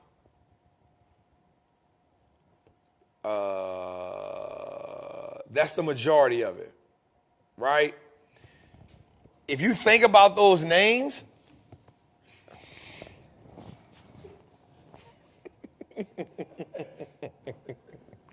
I ain't gonna say that, George. The woman got $1 billion. The woman got $1 billion portfolio, bro. But all I'm gonna say is there's not a lot of winners up in there. Her biggest shine, cuz remember this company CRISPR? That was the company cuz. That was the company cuz made $100 on. And then when he lost $50, he sold. That was the company CRISPR. I don't know, Teladoc, that's another company she in. So you gotta realize, Tesla made her money, DraftKings made her money, Shopify up this year, but Tesla down. A lot of these other stuff, CRISPR, Teladoc, she lost a lot of money with Block, Twilio, Coinbase was up last year, but it took a big hit. You know what I'm saying? Like, she been getting blasted, dog. She been getting blasted. And now, I'm not one to judge her. I'm not one to say I'm better than her. I'm not here to say all that, right? But what I am here to say is, baby girl, you've been losing some money. Baby girl, you've been losing some people some money. You ain't got, I don't know if you should be on, I think you should focus, I'm gonna leave that alone. But the fund has lost about $14 billion. Now, the one thing I will say about her is she bets on the future. And in betting on the future, you got to deal with this type of risk. But here's what I like to say in these moments. Don't be so caught up, and this is the thing that I always have with these fund managers. Don't be so caught up on your investment approach to where you don't see there's a pivot happening. You may need to pivot somewhere else. Because what happens is, Kathy Woods, why you ain't nowhere? Why you ain't in the Nvidia? Why you ain't in the AMD? Why you not in the AVGO? Why you ain't run with an Oracle? You see what you betting on the future, but you ain't betting on the thing that's gonna make the future move. You feel me? Why you ain't there? You betting on CRISPR and Teladoc. All right, cool. Why you ain't in the Eli Lilly? right? That way you can get some, I'm not mad at you doubling down on Tesla. I ain't mad at that. But there's some other stuff you got. You could have been like, nah, let me just go another way. I know. Yeah, she sold them. She sold her AI last year. I forgot what episode we talked about that. We said she sold some of her AI stocks. That was last year. You know what I'm saying? I think it was a random talk though, Jose. I don't know if we pulled it up. I think it was a random rant, like why she sold or something. You feel me? I think we, damn. She was your speaker? She knowledgeable. She got game. She know her talk. But Kathy, and at one point, I'm not gonna lie, I felt like the good old boys was conspiring against her. Because for a year, she was busting their ass. Like when Tesla was running crazy because all of them stayed away from it.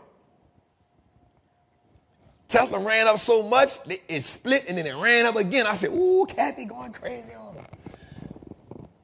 But that was it. But she's so heavy in it. But she been on a serious decline, bro. Huh? But that's a lot. 8% is a lot of your portfolio when you got everything else at 6%, 3%. So I'm not mad at it. I just think that $14 billion is a big loss, but it ain't nothing she can't shake back from. Tesla turned around, Shopify's turned around. I think she need to revise the approach. Right? And this is the one thing I tell y'all, and I'm going to tell y'all this, and this, she's going against something I talked about. We don't fall in love with no company. We don't fall in love with no company. We dating them all. She fell in love with Tesla. She fell in love with it, and that's cool. You can't fall in love with it and then fall in love with everything else. You got to start saying, all right, if I love Tesla like that, let me go date, these other companies that at least AMAT, ASML, you see what the world, you can't be stuck in the old ways, Cap. You gotta, I don't know. I don't want to bang on this too hard. No pun intended. Let's go a little further. Let's go.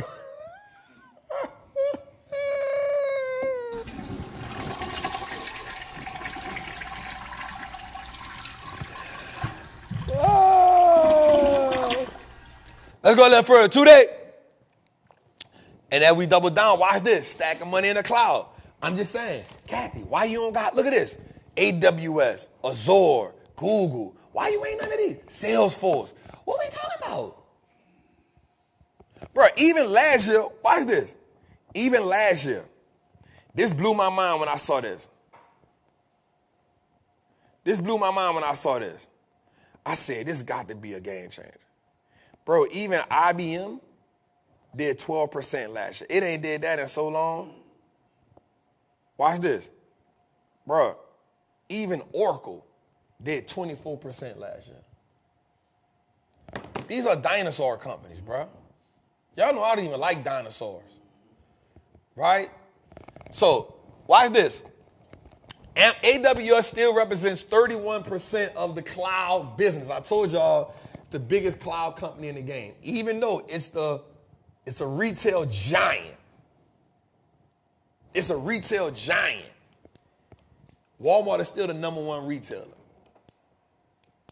Walmart is still number one. Amazon's the number one cloud business, but Microsoft's Azure is number two. And it's gaining speed on them. Google is number 3. Alibaba, stay away from that. Don't sleep on Salesforce. Watch this. Cloud infrastructure service revenue in Q4 2023, $73 billion. Because one, it's a Chinese company. Alibaba is a Chinese company. It's split. So it done split from being one company to like 2 companies. And one, China is such a, China be cooking their books. They don't tell us everything they're doing, so I kind of stay away from Chinese companies. This is also the company right here who created Nintendo, Tencent. but they got 10-cent cloud as well. You feel me? Damn, I was about to say something, Jose. Speaking of that, Jose, I bought a book this week that cost $3,000.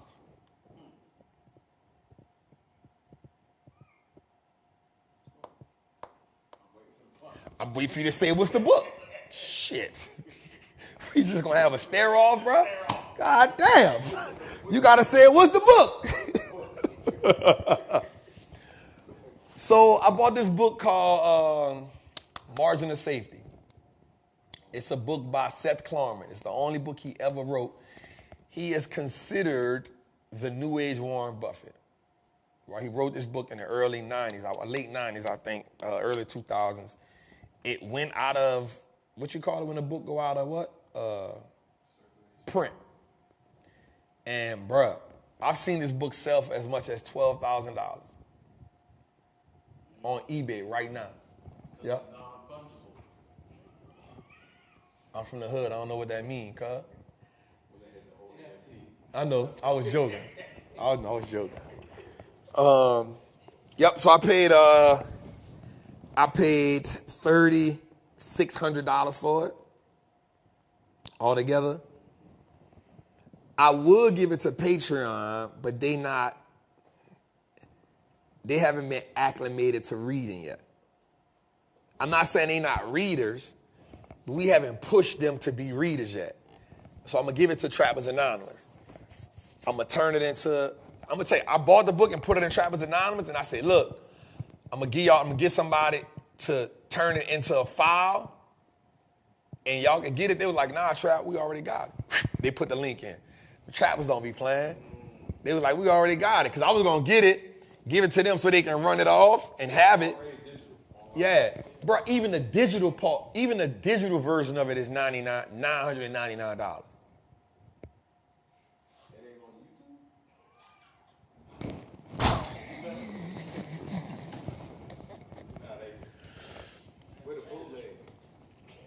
You feel me?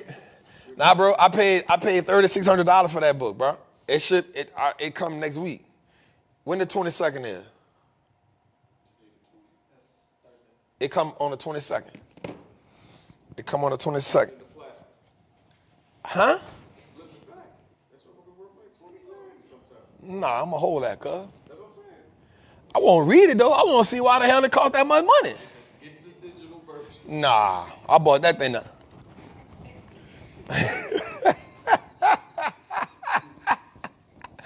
Hey!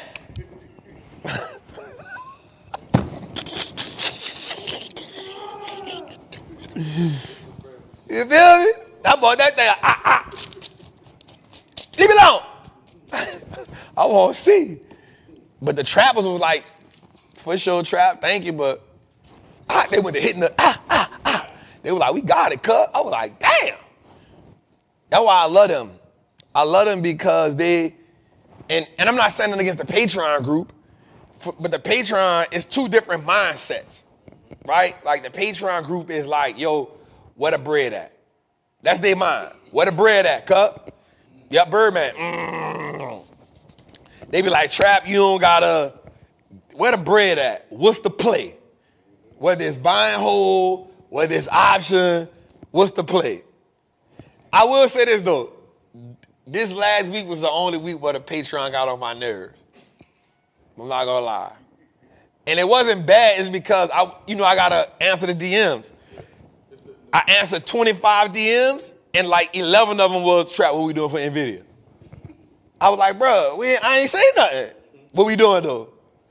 And then when I said I ain't doing it, it was like, so you ain't buying us something? Like what?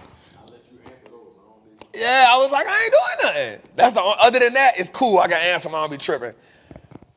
And Trappers Anonymous, and this ain't no, it's just what we've cultivated, right? And Trappers Anonymous, they've cultivated the learning experience, if that makes sense. It's kind of like Instagram has cultivated us to 30 seconds. If you don't catch my attention fast, I'm gone. But YouTube has cultivated us to do what? Sit down and watch. Whatever it is, all right? 10 minutes, 15 minutes, they've cultivated that in us. So I think we've cultivated that in Trappers Anonymous. Like if I put a video in there that's 15 minutes long, they'll watch it. Got to think about it. Trappers Anonymous literally does a 3-hour show, a 3-hour, 2-hour class every Sunday. We breaking down companies, right? But somebody on the Patreon might be like, not watching that, dog. You tripping. What's the play, dog? 4 people presenting? Which one we buying, Trap? I don't need to know that. You feel me? Like, bro, I'm not about to watch all that. I got stuff to do, bro. Which one we buying? We not buying nothing? All right, let me know. All right? You know what I'm saying? But it ain't saying nothing. But that was what we created the Patreon for. Like, yo, you don't got time? Boom. Like, so anyway, that's what I did. The Patreon, that's my family. I love them because they be like, yeah, shout out to the people that's in both. And we got people that's in both of them. I love that. I love that. But my TA people, they won't learn. They got book club they do on Thursday. I'm like, yo, and here's the crazy part about their book club, bro. I went in that book club, bro. Bro, they don't even treat me like I'm trapping them. They don't care who you is. They be like, nigga, what? I asked a girl a question and she was like, no, Trap, you wrong. I was like, wait, hold up. It's my group. She ain't care about none of that I had going on. Nigga, it's our book club. Thank you for putting it together, but you ain't got no seniority over here. I was like, damn. But I love the Trappers Anonymous because they've cultivated a learning experience. Like I could put a long post in there, like and break down something that we do. They be like, yeah, They gonna give me feedback on it. They gonna go crazy. The Patreon, they be like, man. What that said at the bottom? What's the buy-in price you said, Trap? That's all they want to know. October or November? What that say? What's the strike price? I got to tell them in every post on the Patreon, this is not a option. I got to say that every time. This is a buy and hold. And they'll do this. But if we wanted to do an option on it, can we do it? They be want to get to that money. That's all. They want that money, cuz. And that Patreon, they want that money. Elise told me, before you post something to Patreon, let me know so I can prepare myself. They be going crazy, bro. You know what they remind me of? I'm not about it, not in a bad way. Walking Dead, cuz. They smell it. They smell it. What happened when the walkers see the flesh?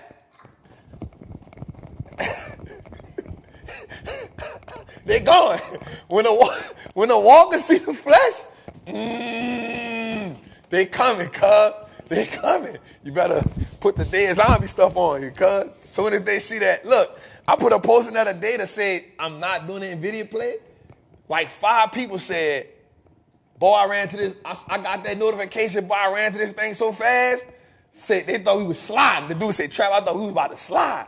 I said, no, we not sliding. We stand at home. We ain't sliding. Boy, the clip ready. The boy said the clip ready, cuz. What that? That boy said, boy, do we got a problem? Do we got a problem? What's that? Do we got a problem here? Do we got a problem? The boy clutching in that thing. The boys in that Patreon is clutching. I'd be dangerous. I'd be scared to type in that thing. I'd be tiptoeing in that thing. What you said? Update what? Update? Lottery? Oh, it's just a lottery pick. No, it's just a lottery pick. Well, all right. It's just a lottery. It's just a lottery. Calm down, y'all. It's a buy and hold. It's all right. They be ready to slide, cuz. I ain't lying, cuz. I love the Patreon. They be ready to slide, son. They be ready to slide, man. Shout out to my Patreon people, man. Y'all getting money, man. Shout out to the Patreon, man. They getting money, man. Shout out to my trappers. They getting money, too, in Trappers Anonymous. Shout out to the people who are in both of them, man. I love that. I love that attitude, though.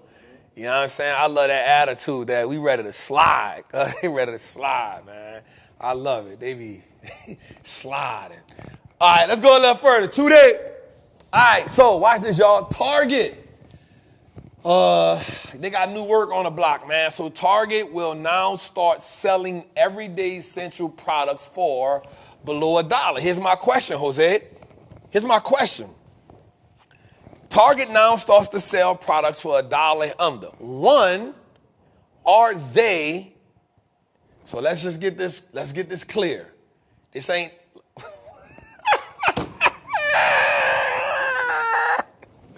so a while back we had a conversation and we said that Target was the luxury Target in the Starbucks. Walmart give you McDonald's. It's a difference. It's a difference, right? Target, clean bathrooms, right? Serenity, opulence, right? Color coordinated, red, beige. What the thing is? Khaki, right? You can get carts that work, right? Walmart, it's a lottery pick. It's a lottery pick. You feel me? You get a cart, 3 wheels work. The other was sliding.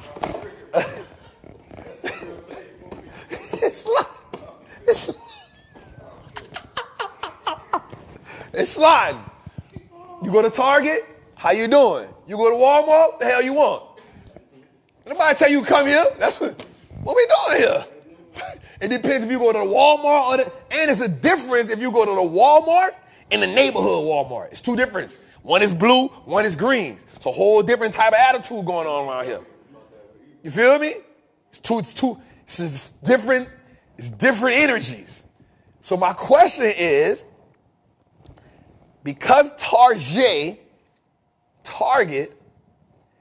has now started selling essential products for less than $1, did they open the door to Walmart people?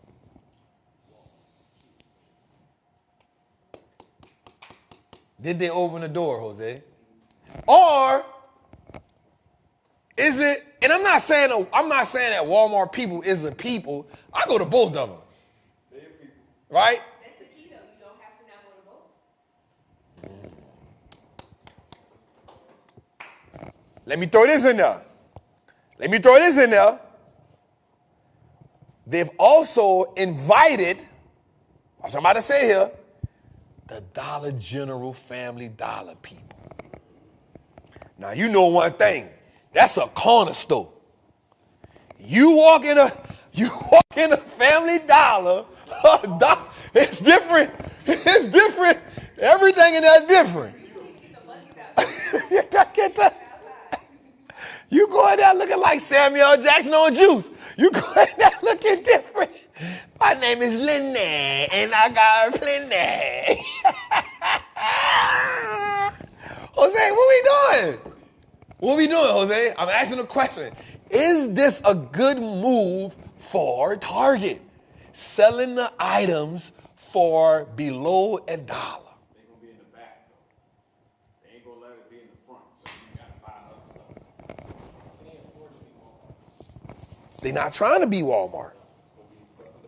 They still not saying that they the low price leader. They just saying we got some essentials for $1. Jose. People don't walk up paying $200. Everybody go in there for one thing and leave off $200. So he says it's a bait play. So are we saying this? Watch this. I like that, Jose.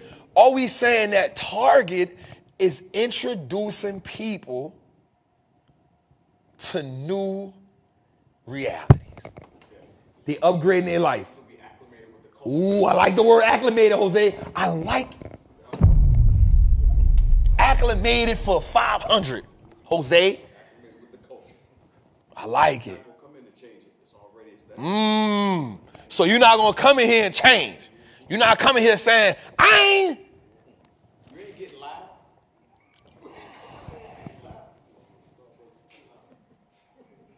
gonna sit down? Because Target don't got nothing locked up. Walmart got toothpaste locked up. Yo,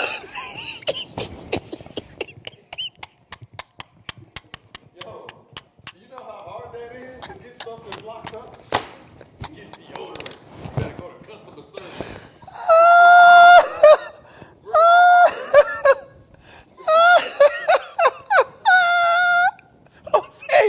I'm trying to get the toothpaste. It's locked up. Can I get some help, please? You gotta go to customer service. Can I go to customer? I don't got the key. I'm trying to get some Dove. I just want sensitive Dove, sensitive skin. I just want the mint sensitive skin Dove, Jose, the green bar. It's always locked up, Jose. It's always locked up, Jose. Jose, the Dove green bar is always locked up. Always. I can't never get it. I got to ask the lady. Excuse me, miss, what? Wait, I just want the Dove. I don't got the key, go up front. I just came for the green bar. All we got is the individuals, but I usually get the 6-pack. We just got the individuals then. You want the other kind? Hold up. I just come here to why are you giving me that attitude? Target don't do that, Jose. Target is you can get what you want. As many as you want. We ain't locking nothing up. We don't got that type of energy up in here. It's feng shui up in here, Jose. Feng shui up in here, Jose. So, is it a good move or not? Let's put it in the chat. Ask us in the chat. In the chat, and then somebody said, Trap inviting all the crackheads to light it up. Hey, I'm not doing that. Y'all said that, not me. Let me ask you in the chat. In the chat, is this a good move for Target or not? Jose, is it a good move for Target or not? How you feel about it, Jose? I think so. You think it's a good move for Target? Yeah. All right. Let's go a little further. Today.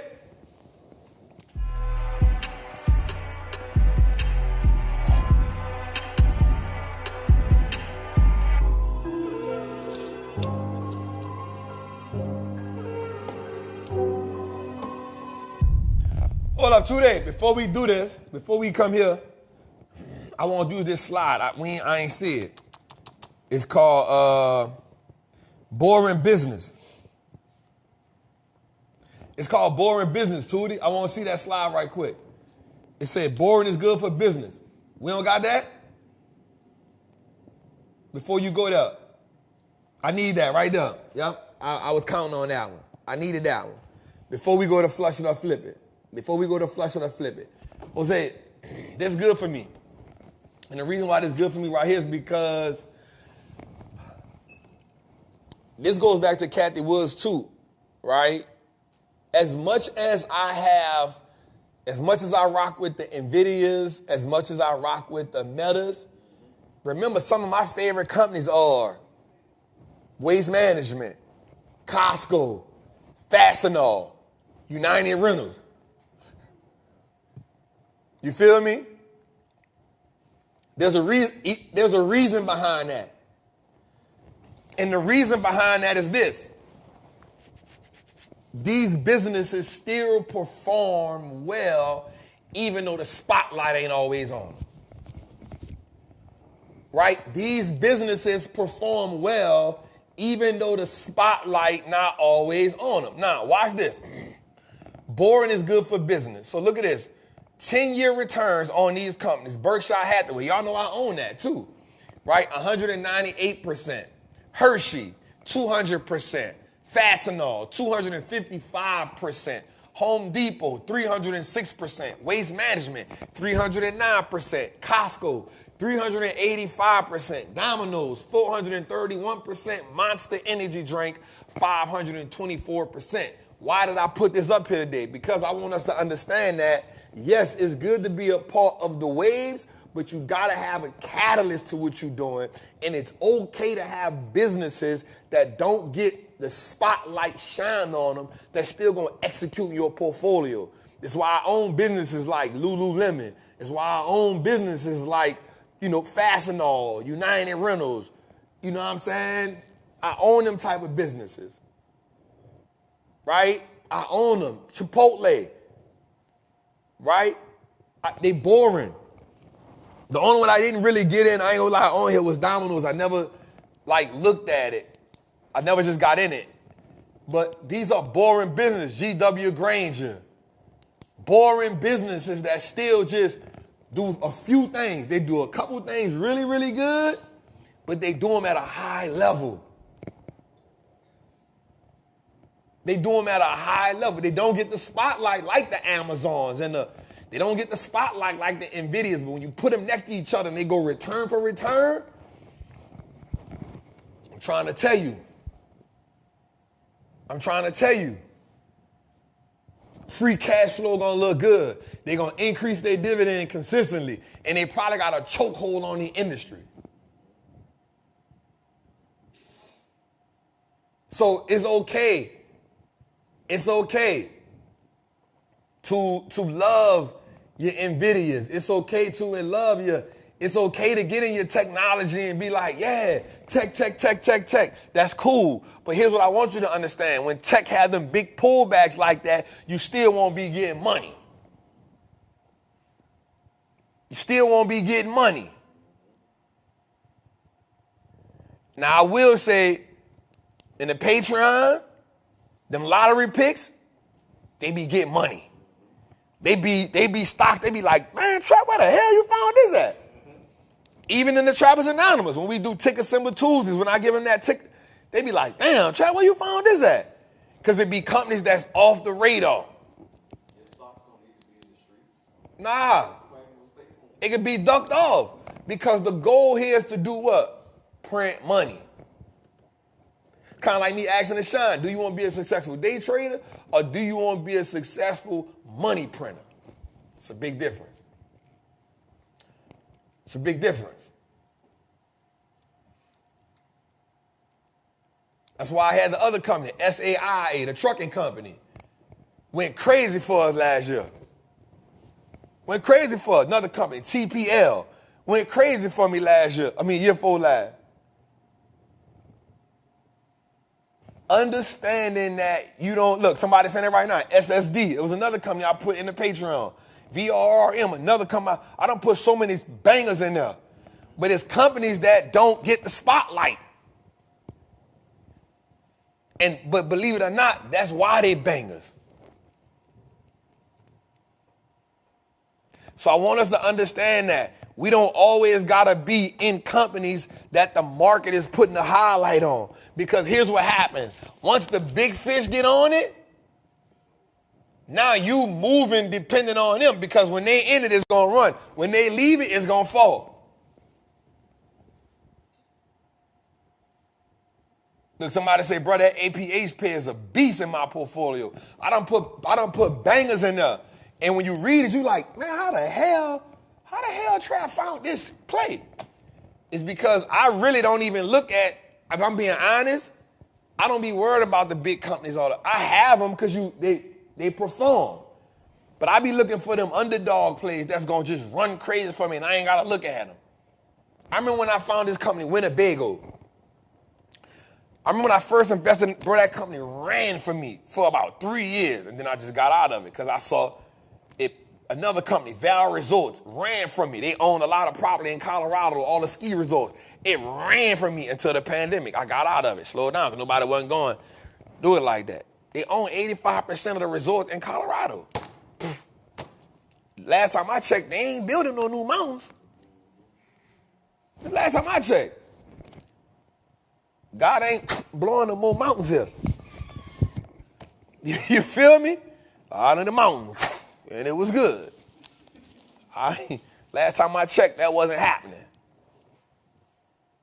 You know what I'm saying? So I just want us to be mindful when it's good to be but I play the game. And I play the game from every level. Right? So when you talking about trap, you ain't just seeing trap. Even when we do picks, when we be doing plays, like damn, Trap, what you went did a play on CrowdStrike? You did a option play on Eli. I talked about Eli Lilly before. Anybody, bro. People ain't get on Eli Lilly till it started running. I was on that thing when it was like 170. I'm like, bro, this a banger. This during the pandemic though. Nobody ain't hear me. I was on CrowdStrike. I remember I was on EYL. I was the first one to say that. Yo, it was $54. People was like, what? Now look at it. They're like, damn. Align Technology, Salesforce, ServiceNow. I could go on and on. It's because I love this game. Nothing against nobody, but I can tell you about companies outside of Apple, Microsoft. And this ain't nothing against. I don't gotta be in the big companies to get returns. We do it with the Recession portfolio, bro. We only had 2 big names in that last year. Facebook, Nvidia. Everything else was other. It was Costco. It was Lockheed Martin. It was VTRX. It was AKR. This company, you're like, where this dude get these companies from? Who talked about Celsius before me? I ain't never heard nobody say nothing about it. I ain't heard nobody say nothing about Celsius before me. Because I love the game, bro. I love the game. And so you got people that be like, I saw somebody the other day said, Trap, why you ain't post no loss today? I said, bro, I don't care about post. Bro, I done showed you a $100,000 loss. I done showed you a $75,000 loss. I done showed you a $50,000 loss. I done showed you a $40,000 loss. Bro, I don't care about, you think I care about losing money in the game. I don't, bro. I care about playing the game every day. Loss is gonna come. I don't care about no loss. People think you supposed to hide the loss. You only hide watch this, bro. You only hide your losses from people when you feel like the losses determine your value as a player of the game. That's when you hide. That's when you can't. When you making people think everything you do is win, that's because your value is based on you telling people you don't never lose. My value is based on I'm telling you that every day, no matter what, I'm playing the game. That's what my value at. So I can show you a $100,000 loss, a $150,000 loss, but I'm gonna show you a $244,000 win too.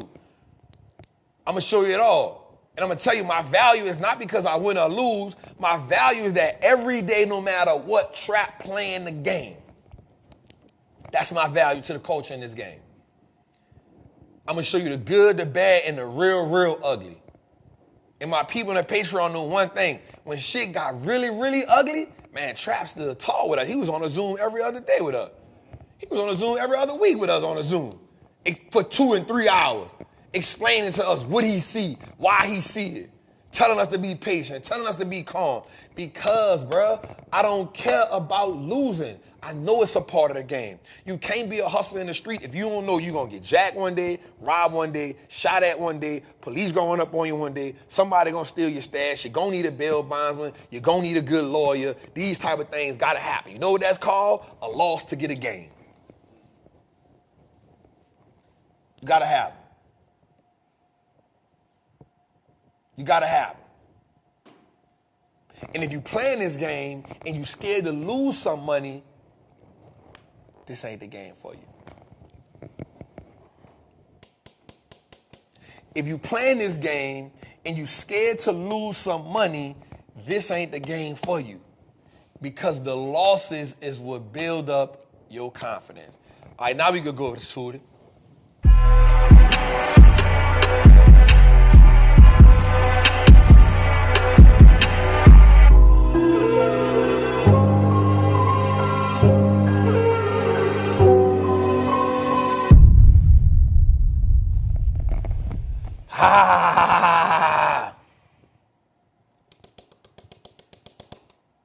All right, y'all, this is one of our favorite episodes. Our favorite segments of the show right here is called Flip It or Flush It. Flush it or flip it. Whatever you want to do with it, you got to make a decision. You gonna make some money or you gonna flush it down the toilet, you heard me? All right, Jose, let's start it off, man. Our first one on the list is a company by the name of, ticker symbol of PNH, Parker and Hanif. All right, so watch this. The company year to date is up 13%. Last year, it was up 47%. It engages in the manufacture of motion and control technology systems. It operates through diversified industrial and aerospace systems. They're distributors who serve replacement markets in manufacturing, packaging, processing, transportation, mobile construction, refrigeration and air conditioning, agricultural, military machinery, and equipment industries. The aerospace segment offers products primarily in the commercial and military aerospace. Both OEM, I told you what that stands for, and in the end users. They also do maintenance, repair, and overhaul. How do we feel about that, Jose? The company does pay a 1.11% dividend. The stock is currently $519. Year to date is up $166 between January and now. I mean, that was last year. Year to date is up $61. Parker and Hanif, Jose, how do we feel about it? Are we flushing it? As we going through, it's something on flipping. How we feel, Jose? What the people saying? I don't be worrying about what you be saying, bro. That's what I'm saying. Team. Cause you be, I forgot. You always take on the us mentality in this part of the show. So let me ask you a question. Are you watch this, Jose. Are you a Rick or are you a Shane in this part? In this one, I'm gonna still be a Rick. I like it. All right. Next on the list is OMC. Omnicom. Year to date is up $2.11 or 2%. Last year it was down 4%. It's a holding company which provides marketing and advertising services for corporate communications America. How do we feel about it, Jose? Are we flushing or are we flipping? What you and your squad saying? The squad said right now we flipping, get money, we print money. I feel like you want to flush it just because. Yeah, I ain't feeling that. All right, Charter Communications, Jose. It's in my toilet broke. It's in they do a lot of streaming too. I mean, they do a lot of cable and stuff too. Last year to date, they down $91. Jose, 23%. Last year, they was down 23%. All right. It's a service. This the people that provide internet and TV under the service name Spectrum. They not in Atlanta, I don't think. They on the outskirts. They probably in like the what it is? North Georgia. Damn, what's this area I want to say? Where this plant was at, man? Where's the work at? Cartersville. Like Cartersville? Yeah, Rome, Georgia. Rome, Georgia, right? Its service includes Spectrum TV, Spectrum Internet, and Spectrum Voice. It offers business-to-business internet, data networking, business telephone, video, and music, Jose. Wireless backhaul. Its advertising sales. Spectrum was founded in 1993. Jose, you look like the type of person that'll have Spectrum services, dog. We flushing. Why you flushing, Jose? They sound trash. It sound like the internet's slow too. It is. It is. I think my mama got that out there, but she at. Now that I think about it, I think she got that in the old country town. They said it's jumping in North Carolina and South Carolina. Okay. That's why I ain't never went out there.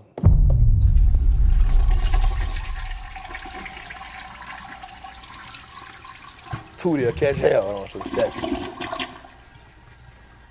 Tootie, we'll get you some Spectrum service, dog. See how you operate with that.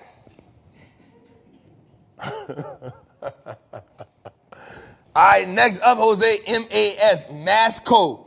The stock year to date is up 11%. Last year, it was up 36%, right? It designs, manufactures, distributes branded home improvement and building products.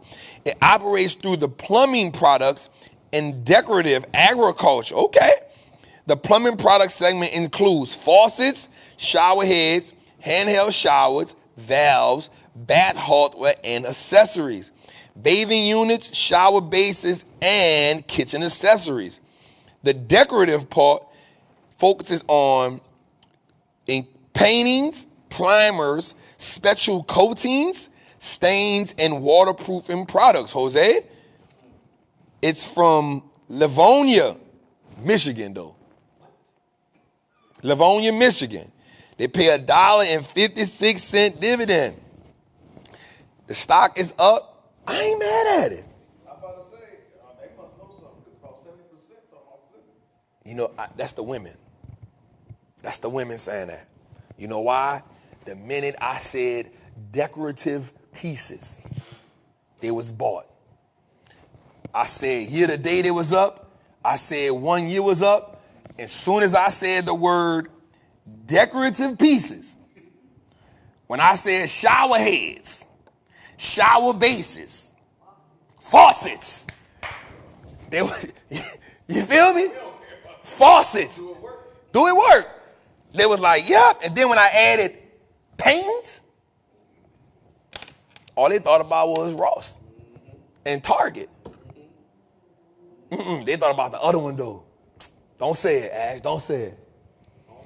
Home Goods. That's the one. Look. Home Goods. How we feel about that, Jose?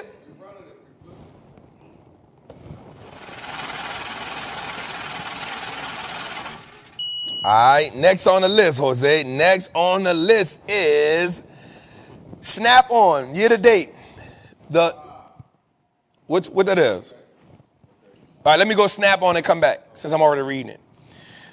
Snap-on, engaged, let me see, year to date, down $18 or 6%. Last year was up 7%. Snap-on engages in the manufacturing and marketing of tools, equipment, diagnostic repair, and information. The system solutions for professional users performing critical tasks. Its products and services include hand and power tool storage, diagnostic software, handheld and PC-based diagnostic products, information and management systems, shop equipment, and other solutions for vehicle dealership and repairs, as well, Jose, as for customers in industries such as aviation, aerospace, agriculture, construction, government, military, mining, natural resources, power generation, and technical education. The stock pays a 2.51% dividend yield, Jose. Now watch this. It's interesting. Year to date, they down 6%. 1 year, they was up 7%. But in 5 years, they up 69%. How do you feel about it? So it must be a miss because it's like a half and half. I'm going to say we run it. Okay. Joe was like, nah. Tell me why you going to say we run it, Jose. I've seen them everywhere since I was like, So let me ask you a question. that's not a right answer, but you asked me. Let me ask you a question. Do we buy businesses because we see them everywhere?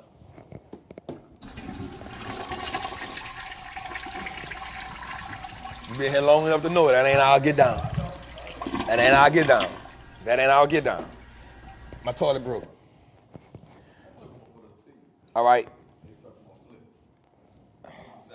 See, I asked you, is you Rick or is you Shane? See, you know what Shane would have said? I don't care what y'all think. You flushing. That's what Shane would have said. Rick was over there compromising. That's why they keep running from the walkers all the time. Shane died quick first season.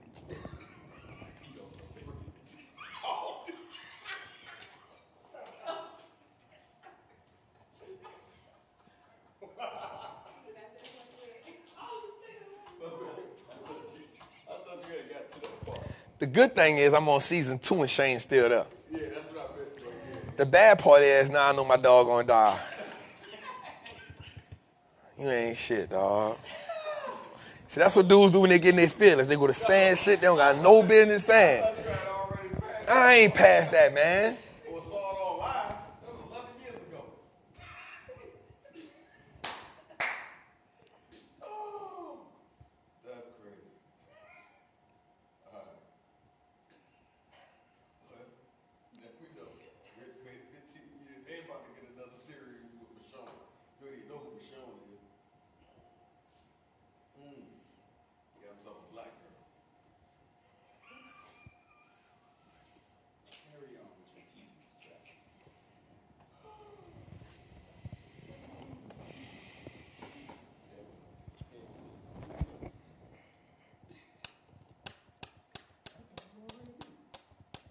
You know how you know when a nigga know he down bad? When he don't even look at you no more, you hear me? Nigga wasn't even looking at me no more. Bruh, you down bad, dog. Damn, dog. I ain't Jose down bad for that, dog. That's why Shane died. You ain't shit, dog. All right, man. Versic Analytics, year to date, the stock is up 4%.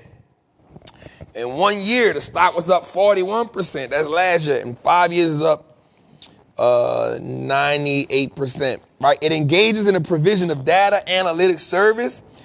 It serves insurance customers and focuses on prediction of loss, the selection and pricing of risk and compliance.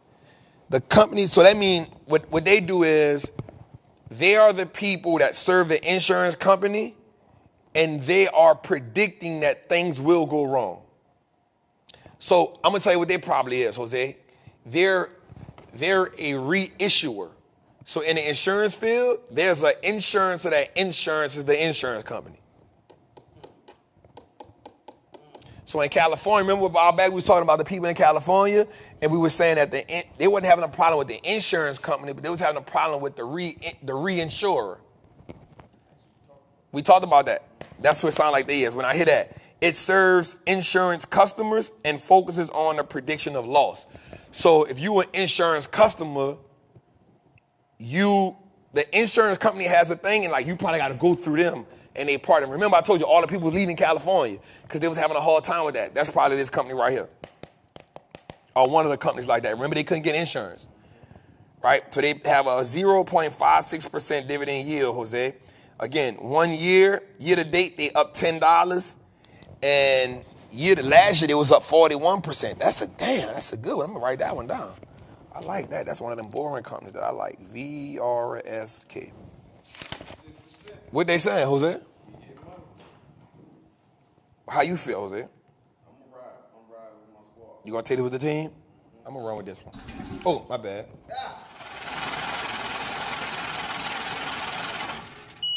All right, next up today, Edison International. Year to date, down 6%. 1 year, it was down 1%. All right.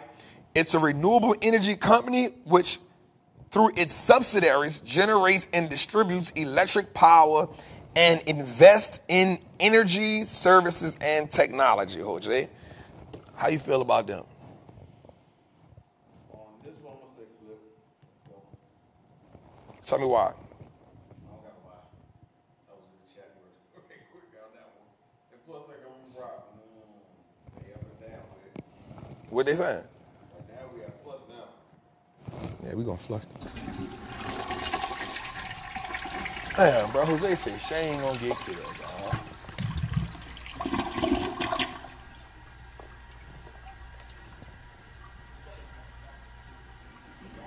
Yeah. And that's why Shane got killed in the first season. I swear I thought you were. But it's a good thing I'm past the first season. I'm in the second season. So that means my dog about to get killed. I can feel it too, though. I felt it. Because he just opened the shed up. He killed all the zombies inside of the shed that Mr. Herschel was holding captive. Then he went. Was the little girl in there? Yeah, look, I knew she was there. Ain't no way in the world let a girl done survive 4 days in the woods. First of all, see, I'm going to say something. And this is a color thing. A little black girl would have sat her ass right there until you came back for her. The little white girl, she got up, she ran out. The man told her, stay right here till I get back. And if I don't come back in a long period of time, then you leave. The little black girl would have sat there. Why she got up there and start running? You don't even know where you going at, Amy. You don't know where you going. Now you gone. Now I do fault Mr. Herschel, because he knew that little girl was in there. You got us on this ghost trail, Mr. Herschel. You out there bad. Y'all done bad. Y'all done bad. Damn. Let me ask you a question, Jose. So let's say we on a farm,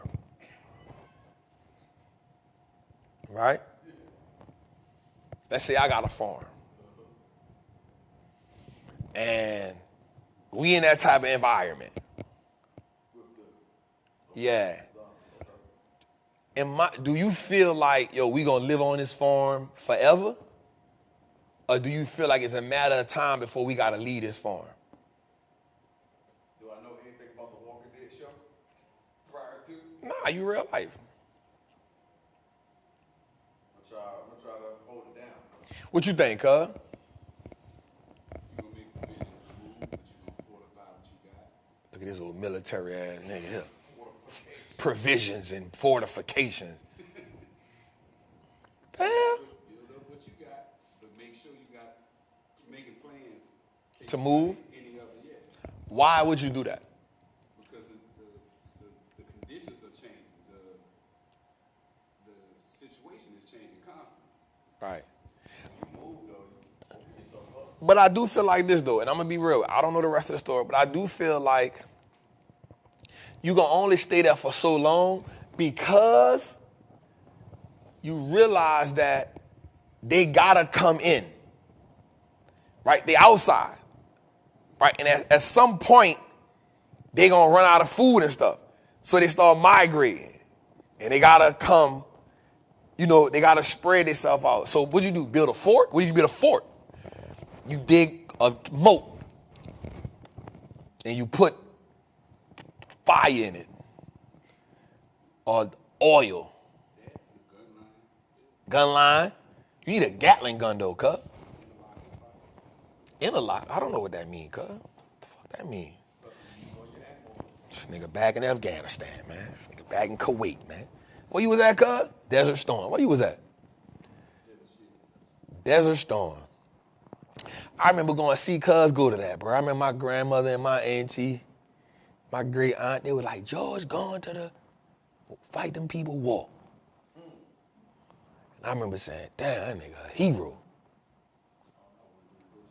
I ain't gonna lie, I thought he was a hero, cuz. I was like, damn, cuz gonna be in the army. In fact, I thought cuz was a hero. I was like, damn, man, cuz really a hero. Like, he gonna fight them people war. And then I got old and I was like, cuz stupid as a motherfucker.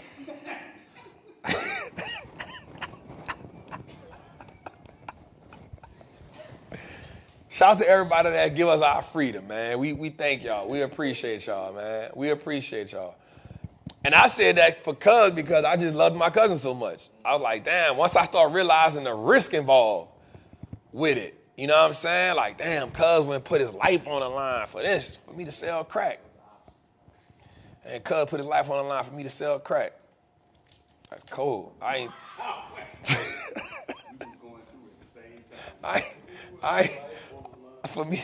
ain't take it serious. I ain't realize what freedom meant, dog. I was young. Because I want to say that to everybody that know people in the military, man, we appreciate them for fighting for our freedom, man. We wouldn't have a Trappin Tuesdays if I couldn't imagine us doing this with bombs going off and stuff, bro. Like, hold on, y'all, we got a bomb threat. So I think we need to be mindful of our freedom, and we're gonna salute to everybody that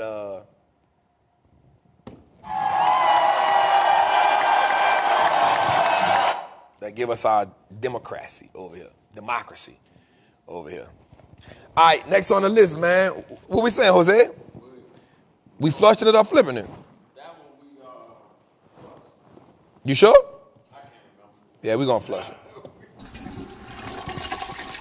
I like, last but not least, man, ConocoPhillips. Year to date, the company is down 8%. Last year was up 4%. Y'all know about ConocoPhillips, man. Produces, transports, marketing of crude oil, natural gas. It operates through the following geographical segments: Alaskan, Lower 48, Canada, Europe, Middle East. The Alaska segment produces, transports, markets crude oil, natural gas, and natural liquids. The other part operates through the United States, Gulf of Mexico, also in Alberta. How do we feel about it, Jose? It pays a 3% dividend yield. ConocoPhillips. We are flushing. I'm with you on that. All right, let's go a little further, man. Let's get our favorite segment.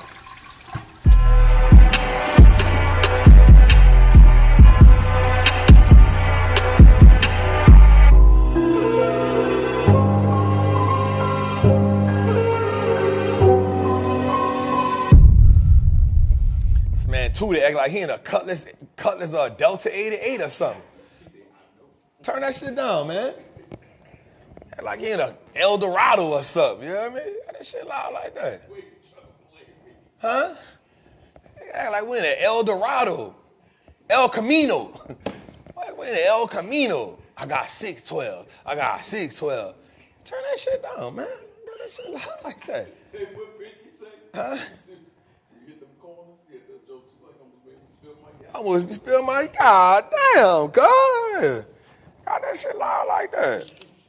I'm being a nigga, boy. All right, let's go, man. Tudor, what we got? Talk to me. Hey, Trap, thank you so much for taking the time to answer my question. I really appreciate it. My name is Brian from New Jersey.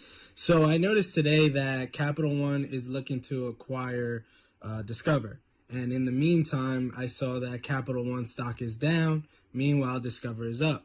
So my question to you, is that a normal occurrence for a company in that transition of acquisition for their stock to go down and for the company that they're looking to procure for their stock to go up? Or is this just like a one-off thing? Thank you so much. All right, so that's a great question, family. So that can go many different ways. It depends on one, who the market thinks got the best end of the trade. If I'm not mistaken, I think they got them for, let me see something right quick. Yep, 60, I forgot how much. I think they did an all cash deal on that, all stock deal on that, if I'm not mistaken, for that. It can happen. My thing is always, I don't get excited about acquisitions like that because to me, they don't move the needle that much. Like Capital One buying Discover, did it really move the needle? So like when we think about the Walmart trade, we know why Walmart buying Vizio. Why? They want to get into the ad business. Vizio has 18 million active users. Walmart and Sam's sell the Vizio a lot. They sell the Vizio TVs. I remember at one point in time I thought that was the best TV until I got older and realized that Samsung make the best TVs for your house. But we know why they doing that. I still haven't figured out the power in that move. And the reason why is because one, 23 billion. Capital One isn't no matter how much money they spend, they're still not a premier bank, right? And two, Discover is still not a premier credit card. It still has to come after Visa, after MasterCard, after American Express. So I personally don't think that that's a power move. So in that part now, it's just asking, how does the stock market feel? Who's the winner in that? So yeah, you can see that a lot of times, but I don't think it moves the needle that much. I mean, you can see it a lot. Matter of fact, I think it happened not long ago with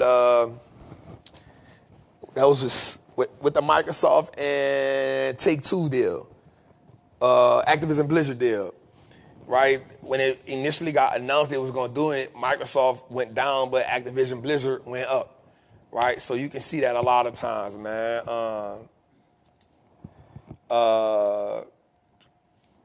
And even if they combine, even that combination still doesn't necessarily come in.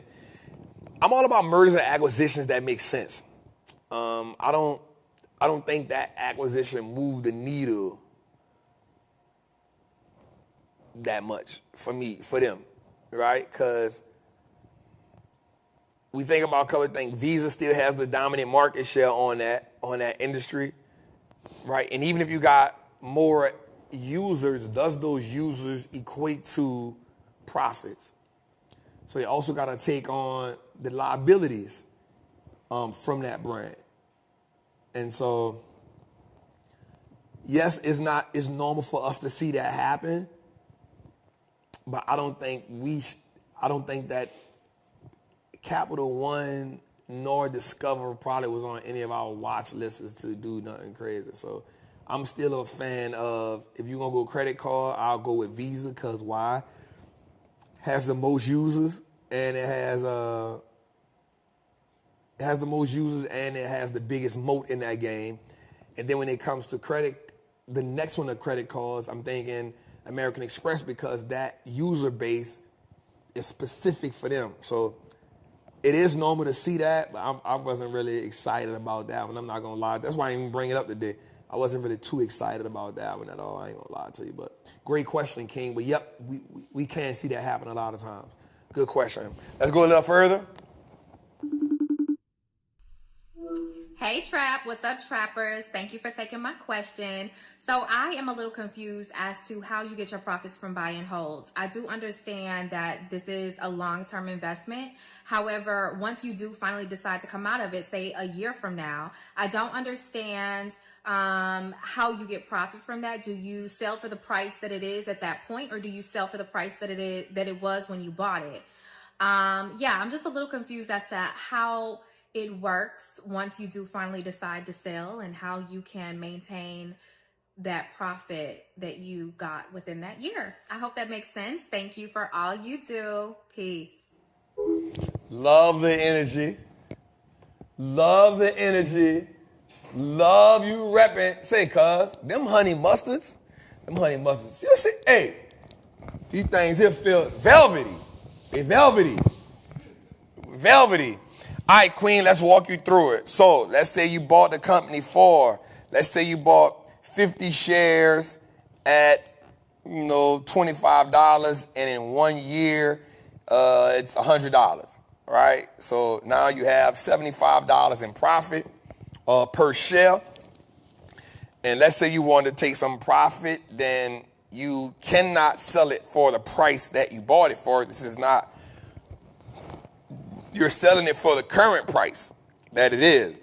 And so once you sell that, you're taking that's the profit you're taking. So let's say you got 50 shares, you bought them at 25, they now $100, you got $75 in profit in each share. So if you sold 25 of them, then whatever that is what you're getting, right? So your profit increases. So I want to say this to you. I want to say this the way you make you understand. So you cannot sell it for what you bought it for. You're selling it for the current price, and depending on how many of them that you sell, that is what you're taking away from it. So if I just had to do my homework, I had to just do some numbers right quick. So let's say you sold 25 times 75. So you probably made $1,875 worth of profit if you did that, right? So that's what you would say. If you said 25, you $75 per share. Of 25, you've profited $1,875. That's what you will be taxed on, not the initial investment. You'll be taxed on the $1,875, and then you'll still keep 25 in the game, if that makes sense. But it also depends on how much you up. Right? So if you up 100%, then if you sold half of it, you would get your initial principal back. But I want you to look at buy and hold different. I want you to look at buy and hold as I want to build on this position until I have 1,000 shares. That's how I want your goal. I want your overall goal in buy and hold to be 1,000 shares. And I want you to walk that journey. I want you to go from 10 to 15 or 500 shares. I want that to be your goal. Like, my goal is to get 500 shares of this company. So I don't want you to think about selling it, if I'm being honest with you, under no circumstance. Because what I don't want us to do is I don't want us to get comfortable with buying a great business, buying a profitable business, and then selling our best asset in times of crisis.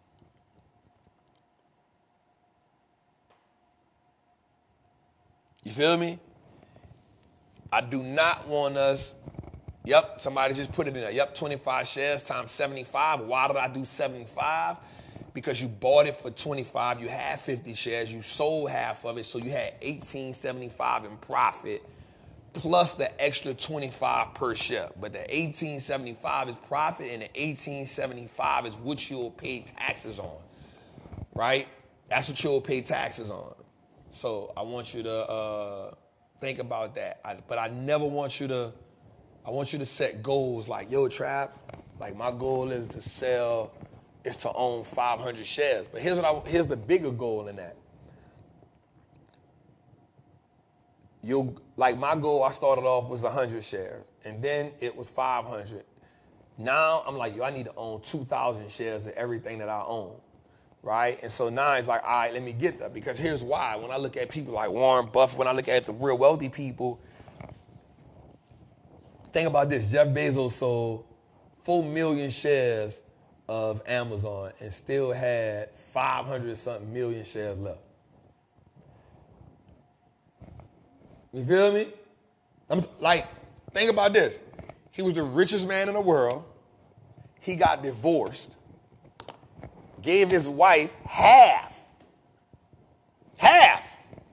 of his net worth, but he gave it to her in shares of Amazon. Immediately, she became one of the top 20 richest women in the world. You feel me? So we don't get there with, and Jose, I'm not saying this to belittle nobody. We don't get to the wealth goal by selling our shares at 100 shares. When we get 100 shares or 50 shares, the goal is to keep accumulating the shares, right? The goal is to find those 10, 15 positions and build them. And don't stop building them, right? And use the options to create more cash flow for you to keep building. Well, Trap, when do I ever sell them? Well, when you got enough shares that fund your lifestyle. That's my goal. Like when we think about them, they don't be selling shares till they be like, my stock is up this much. Let me sell 4 million shares right quick and go get $28 million or $30 billion, and then I'll be all right. That'll last me for the next couple of years. So I decide to do what I want to do. Then I'm paying myself $1. This year the stock do this. I'm going to go on and get another 200 shares in compensation. I'm going to get that back. I want you to think about that like that, y'all. Right? Like, I don't ever want you to think about holding that buy and hold for no 1 year. You'll go for buy and hold 3 to 5 years. Not 10, not 20, 3 to 5 years, reevaluate. If it's still a good buy and hold, we keep on going because we know the world changes, right? But our goal is to build that. So I want you to get that out of your mind. And I know you don't mean no harm, Queen. I know you asking me, but that was a great question because I want you to think about it like that. Like if you got 100 shares, I want you to be like, yup, I'm just in the beginning of my journey. Right? If you got 200 shares, yep, I'm in the beginning of my journey. Right? And I'm going to just keep it real with y'all. Just in buy and hold alone, I think I got about $3.something million. But I ain't nowhere near where I need to be at. I'm just keeping it real with you. Like in my buy and hold portfolio, it's the one I never show. It's on my TD Ameritrade, my Charles Schwab.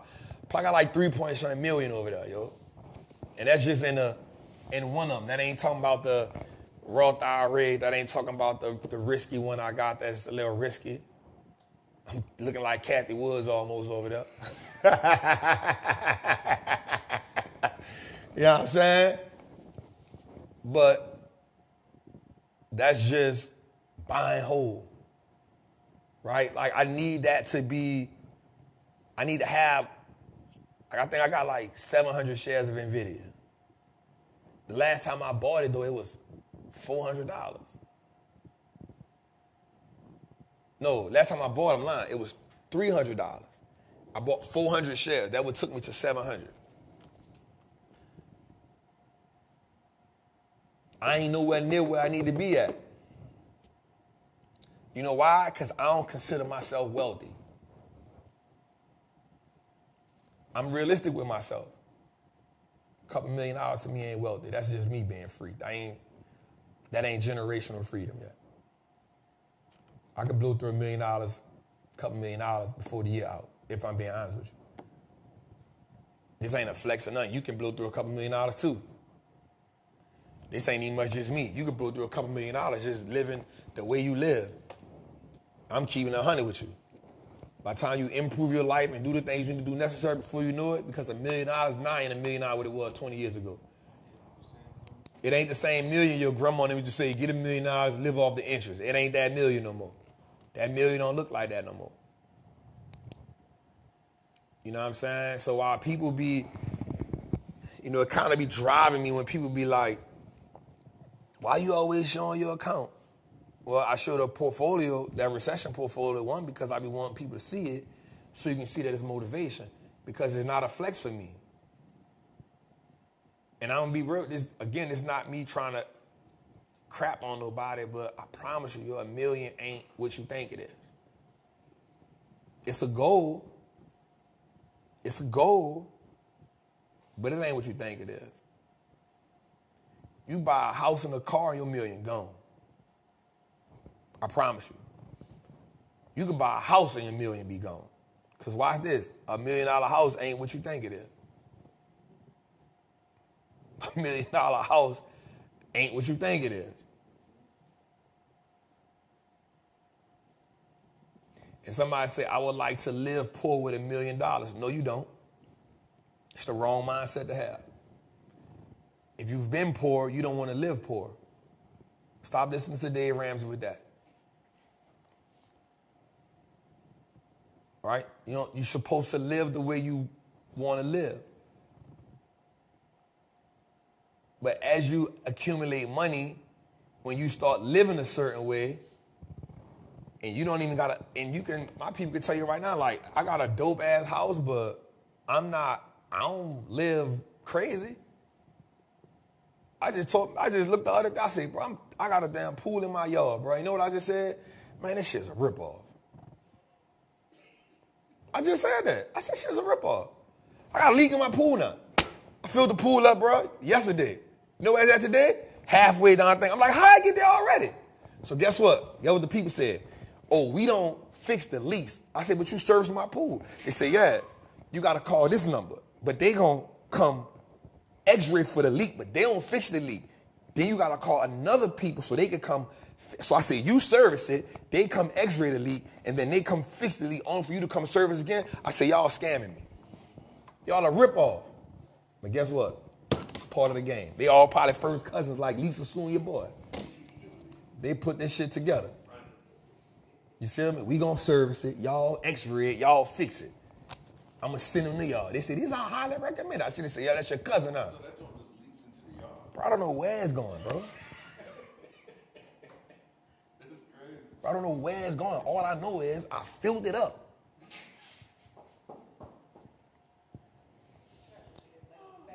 And I got pissed off, so I was like, man, I ain't feel it. I let it just run. So I just want to see how far it's going to go down. And then I got tired of looking at it like that. I'm like, bro, that's ghetto, dog. Your property value going down doing that. So I said, all right, let me fill it back up. So I had to let the water run from yesterday morning to this morning.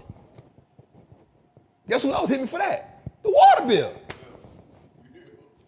Now I'm stuck, catch 22.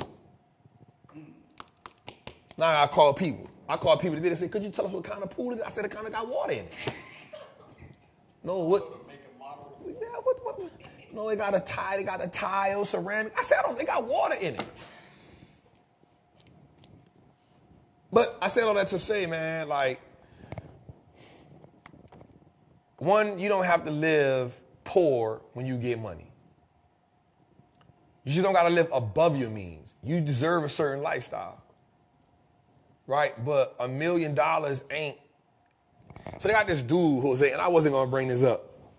But they got this dude, and he watches my page, bro. He watches my show. And I ain't going to say who this is, but somebody always send me the page, because the dude always mention me. So the day we did the options when I was teaching Marcus and them. And, you know, I made a joke on the board. It wasn't Alex went live. I mean, he put it on the story and was like, because it say options for rich niggas. But I was messing with my homies. You know, I'm playing when I'm messing, joking around with him. And so the dude commented, he made a post on his page and he was like, Trap only teach rich dudes how to do options with them high-ass contracts, right? And I said, say, bruh, and I commented and I told the dude, I said, say, bruh, won't you, I said, it's easier for you to acknowledge the fact that, I said, it's better to acknowledge the fact that I'm making a lot of people money. And just because I don't see the game the way you see the game, don't mean I only teach rich dudes. I was having a joke with my homies. We all joke with our homies sometimes, right? But I don't discourage nobody. I teach everybody at all levels, right? And one of the things that I think that we have a problem with in our community, bro, is we think we gotta downplay somebody to bring up what we doing. So now he came up with something saying options for broke niggas. And in my mind, why would you even set the tone for anything you doing with that name? I personally wouldn't want to associate myself with nobody that has the title of anything that I'm gonna learn from with the title such and such for broke niggas, because I ain't claiming a broke title. You feel me? But I think we live in a world, bro, where it's so easy to see what somebody else doing and then try to use that to catapult what you doing instead of saying, say, bro, how can we come together? How can we come together? You got a different style, I got a different style. And I had to tell my people, I say, bro, don't send me nothing else that you see what that dude doing, bro. I'm over here in my own lane, bro. I don't pay attention to what nobody be doing. But I don't allow people to live on a lower level. And what I mean, like, I'm gonna always speak high of what you got going on. I don't care if you got $1,000. Guess what I'm gonna tell you? That's enough. Let's build from there. I don't care if you got $500. Guess what? That's enough. Let's build from there. Right? Let's start.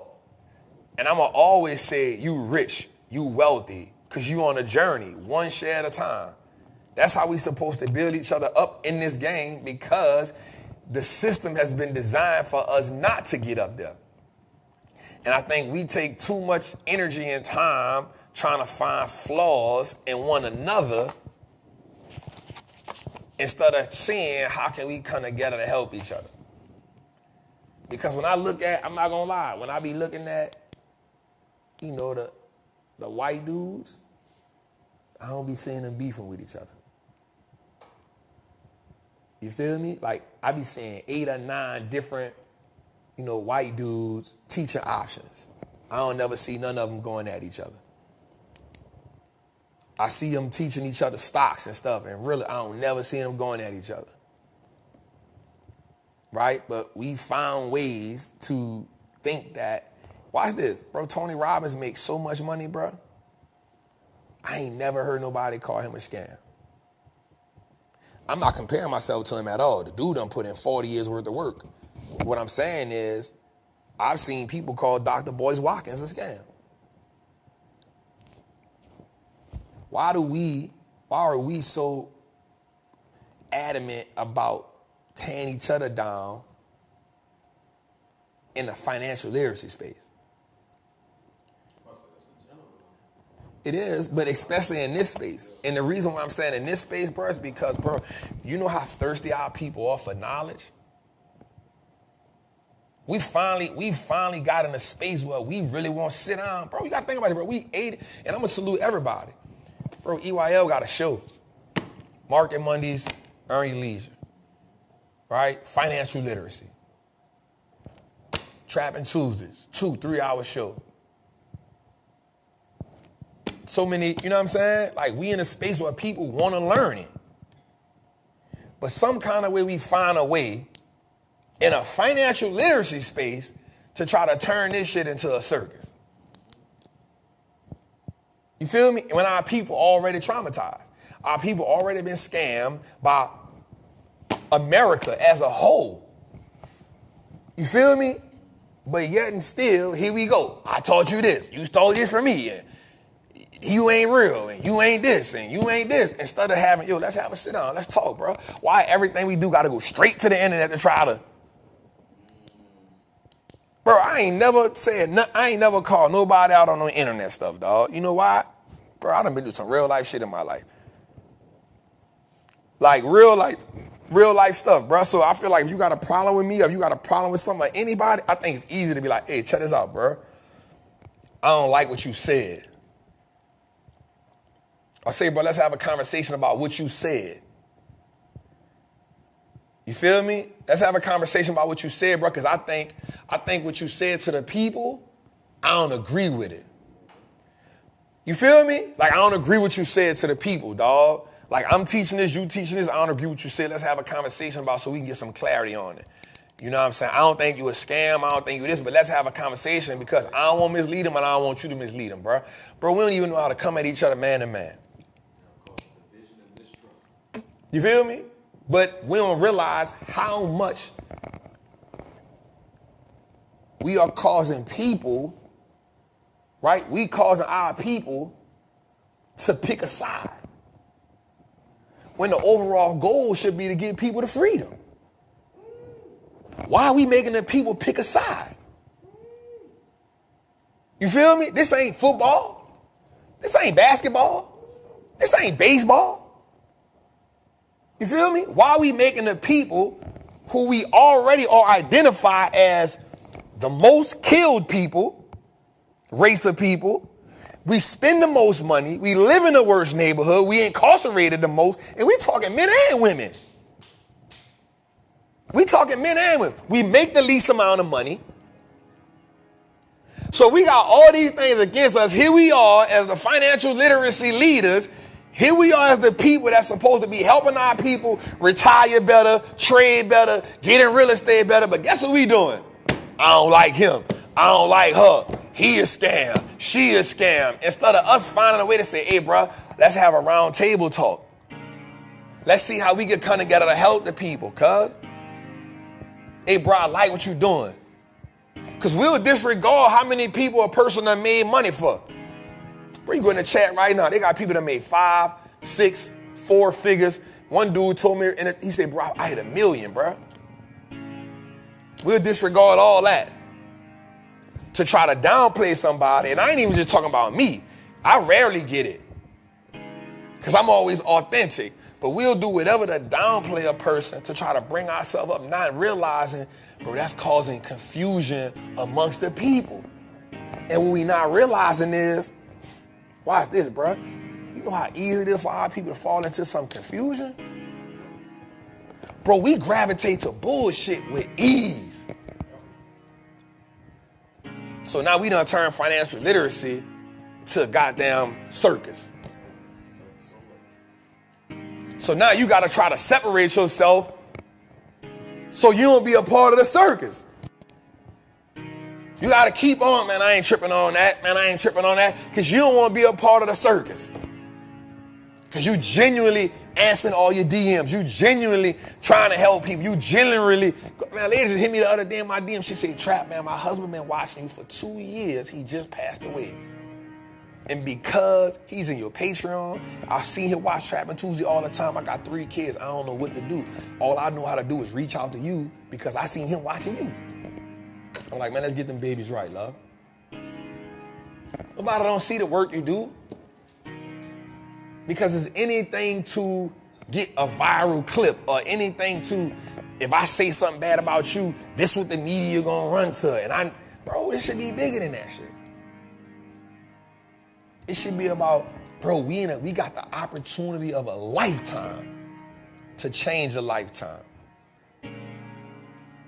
Got the opportunity of a lifetime, bro. They got more black people investing. They got more people finding out the power. And I ain't talking about a stat. I'm just saying in general. They got more people investing. They got more people buying real estate. They got more of us buying stocks. They got more of us thinking about credit. They got more of us doing that right now than ever before. We got more information than ever before. At this time in our life, we thankful for people like Martin Luther King, but now we teaching our people about rights and money. But instead of double downing on that, we trying to find flaws in people.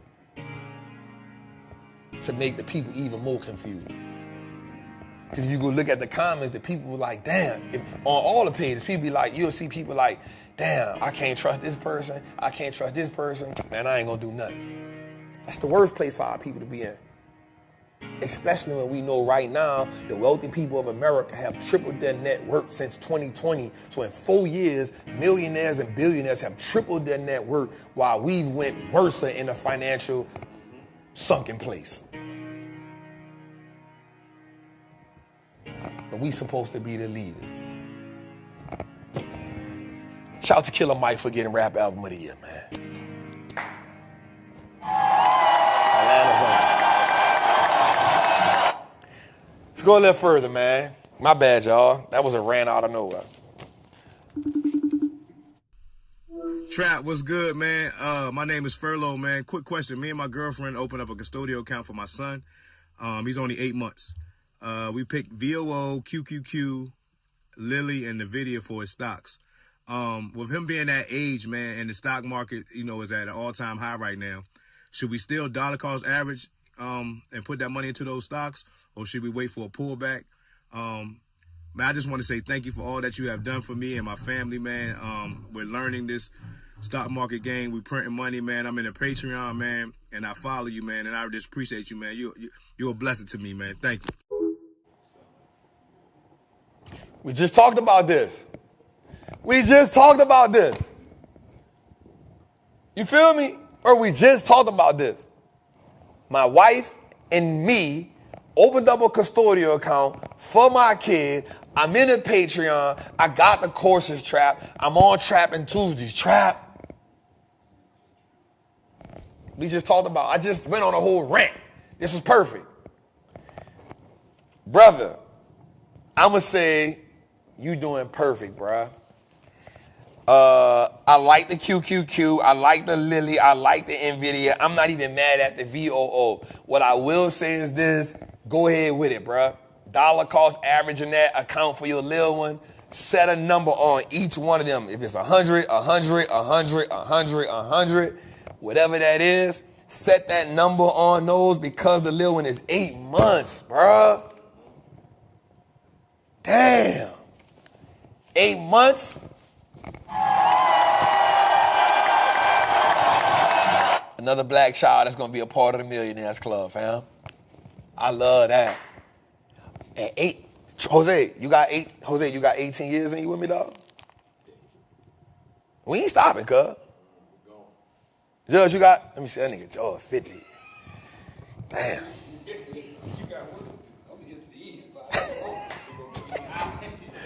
They said we gonna go in the back and catch George slumped over on the. We'll go in the back. So he'll be slumped over with the Wall Street look like us now. Like, damn, he was a good man. He died for the brand. Cuz gonna be slumped over with a Wall Street look like us now. By that time, I ought not be back there. Now he gonna be in his office, look. Come out the inventory on the computer, look. He was a good man, Jose. He was a good man. He died for the brand. Nah, brother, I'm gonna keep it real with you. I love that. VOOQQQLLY. All I would say is you need one defensive play, which is I think you could go industrial, and you need one healthcare play. And the reason why I'm telling you that is because QQQ gonna be your technology. I see the healthcare. All right, so you got Eli Lilly. I like that. You got Nvidia. Nah, you good. You good. I would say add cybersecurity to that. And I don't got nothing to say about that. Eli Lilly gonna give you that healthcare, so you ain't rocking with that. Nvidia gonna give you a soul play for AI. QQQ gives you all the big dogs. VOO, nah, you got that covered, brother. I'll say add cybersecurity to it. And man, you can kill that because that'll give you 5. And you could go CrowdStrike, you can go Palo Alto. You can go so many different ways with that, man. But I love it. I don't got nothing to say about that. That is That's a beautiful portfolio right there. And I don't mind you. I usually have something against dollar cost averaging, but because the little one is so young, 8 months old, that's crazy. You started before me. I ain't wait till my shorter was 1. You done beat me to the punch, man. So, yeah, go get that, man. I love that. Shout out to you. Shout out to the wifey. Man, I can't wait to see that young princess grow up to be a millionaire. Jeez, I hope she watch Trappin Tuesday. By then, I probably can have my daughter, like, doing something on YouTube with finances. All right, let's go, man. Hi everybody, happy Tuesday. Hey Trap, my name is India, and my question is, when is it too late to get into an options play? I do know that you have the XLK play in the Patreon, and I know it was before the earnings. So I was just wondering if, or when for any play, not just the XLK one, when is it too late to enter? She vibing, you know what I mean? She vibing. So actually the XLK play is down right now. So I ain't mad at you if you wanted to try to get into it right now. For me, if you're in the Patreon and like once an option play hits like 20, 30%, it's gone. You know what I'm saying? You can catch it in that 0 to 10% is a lot, but it ain't bad. But once that thing hit 20% or more, nah, it's gone. Especially if you're going to hit 100%. But if you can get it, and I always tell people in the Patreon this, like even if it does go, like if you catch it late and you can use my play as a guide, you know what I'm saying, that'll be good. But if it hit like 20, 30%, it's gone. If you could get it under there, you'd be all right. But the XLK play actually went down today because of what happened. So it might not be a bad entry point for you if you want to still try to get in it. It's never too late. It's always too late. It's always an opportunity to be late. But if you could get in that XLK play, I wouldn't be mad if you try to get in it right now. It's low, but I still think the market got a little more to go. Honestly, I think it's gonna go down a little more. We had 2 back-to-back days. I don't know if the market gonna be confident about this earnings season. It's not that I don't think companies gonna make earnings. I think the guidance is what's gonna set companies off. I think the guidance is what's gonna kill a lot of companies. So that's how I feel about that one. Good question, Queen. What we got to it? All right, man. Listen, amazing show, man. Jose, 3 hours and 20 minutes, bro. Ashley, how you feel? I think that might be a record. Nah, I think we did 3:45. We did like a 4-hour show before. Yeah, we did right at 4 hours, dog. Anyway, listen, man. Thank y'all for coming in this week, man. Listen, this goal is about helping you all just get familiar with this game. Setting up new precedents, new normals, new opportunities, setting freedom goals. A lot of y'all right here, man, that come to this show each and every week, you are the pioneer. You are the person or the husband and the wife or the nephew or the niece or the grandchild or the son or the daughter. You are the person that will change the dynamics of your family. You are the pioneer. I want you to wear that proudly. I want you to hold that proudly. I want you to embrace that proudly. I want you to understand that mistakes will be made. That's okay. I have a saying, man, that mistakes are inevitable, growth is non-negotiable. Mistakes are inevitable. Like, we can't avoid them. And so because we can't avoid them, the goal is to walk to them so we can get over them, so we can learn from them, so we can let the mistake do what the mistake is intended to do so that we can get on the other side of it, because I can guarantee you on the other side of every mistake is a whole lot of knowledge that you probably will not do again. That's how we get there, y'all. Listen, man, it's my first time being a multi-millionaire. I ain't never been here before. I'm new money. 2018, I was sleeping on a mattress. Somebody else was sleeping on a mattress before. That's why y'all relate to me when I talk about sleeping on a mattress. Somebody living check to check. Somebody don't got no job. Somebody got just a dream. I want you to understand that a couple years gonna change your life, but you gotta stay dedicated. You gotta stay determined. You might not be there right now, but tomorrow always is a possibility. Tomorrow always is an opportunity. Tomorrow always is an end of the rainbow for somebody. Tomorrow can be what a pot of gold is. Remember, failure is an option, quitting ain't. Failure is an option, quitting ain't. Because when I be working out, the trainer say, go till failure. But he ain't never told me to quit. Failure produces a new muscle. Failure produces growth. Failure produces more endurance. Failure produces a new perspective. Failure opens up new capabilities. Failure means growth. It's the quitting thing that we can't be victim to. This wealth building game never stops. It never gets old. The wealthy people of America never once thought about stop investing. They might stop doing a lot of stuff, but they ain't gonna never stop investing. So neither should you. Because I know I ain't. At this phase of my life, y'all, I am mentally unemployable. Now, that don't mean that everybody got to be an entrepreneur, because I don't believe that entrepreneurship is the only way to wealth.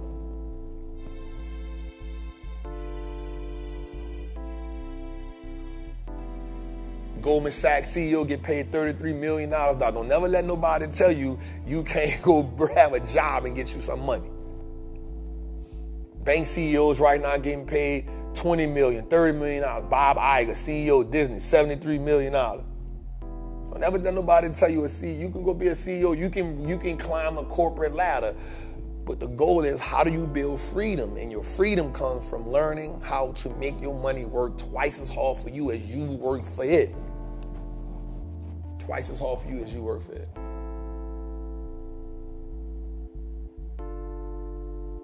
Quitting is not an option.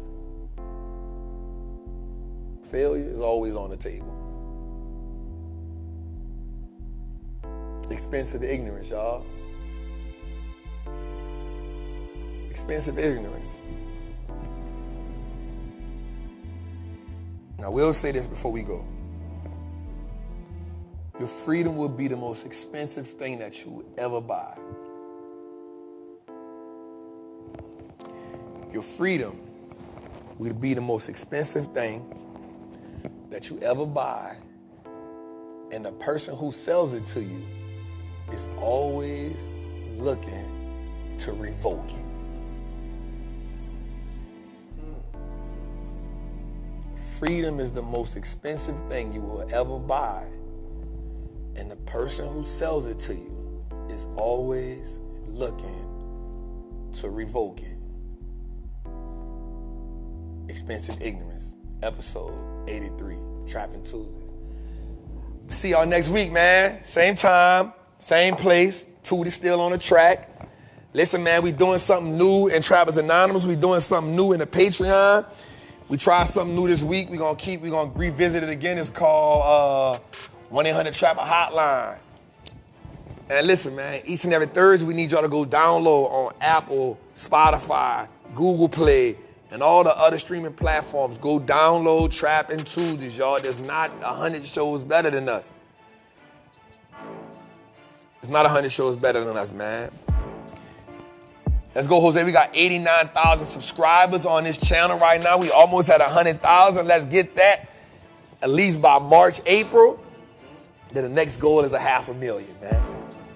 Other than that, man, we love y'all. We appreciate y'all. Come join the Patreon. Come join Trappers Anonymous.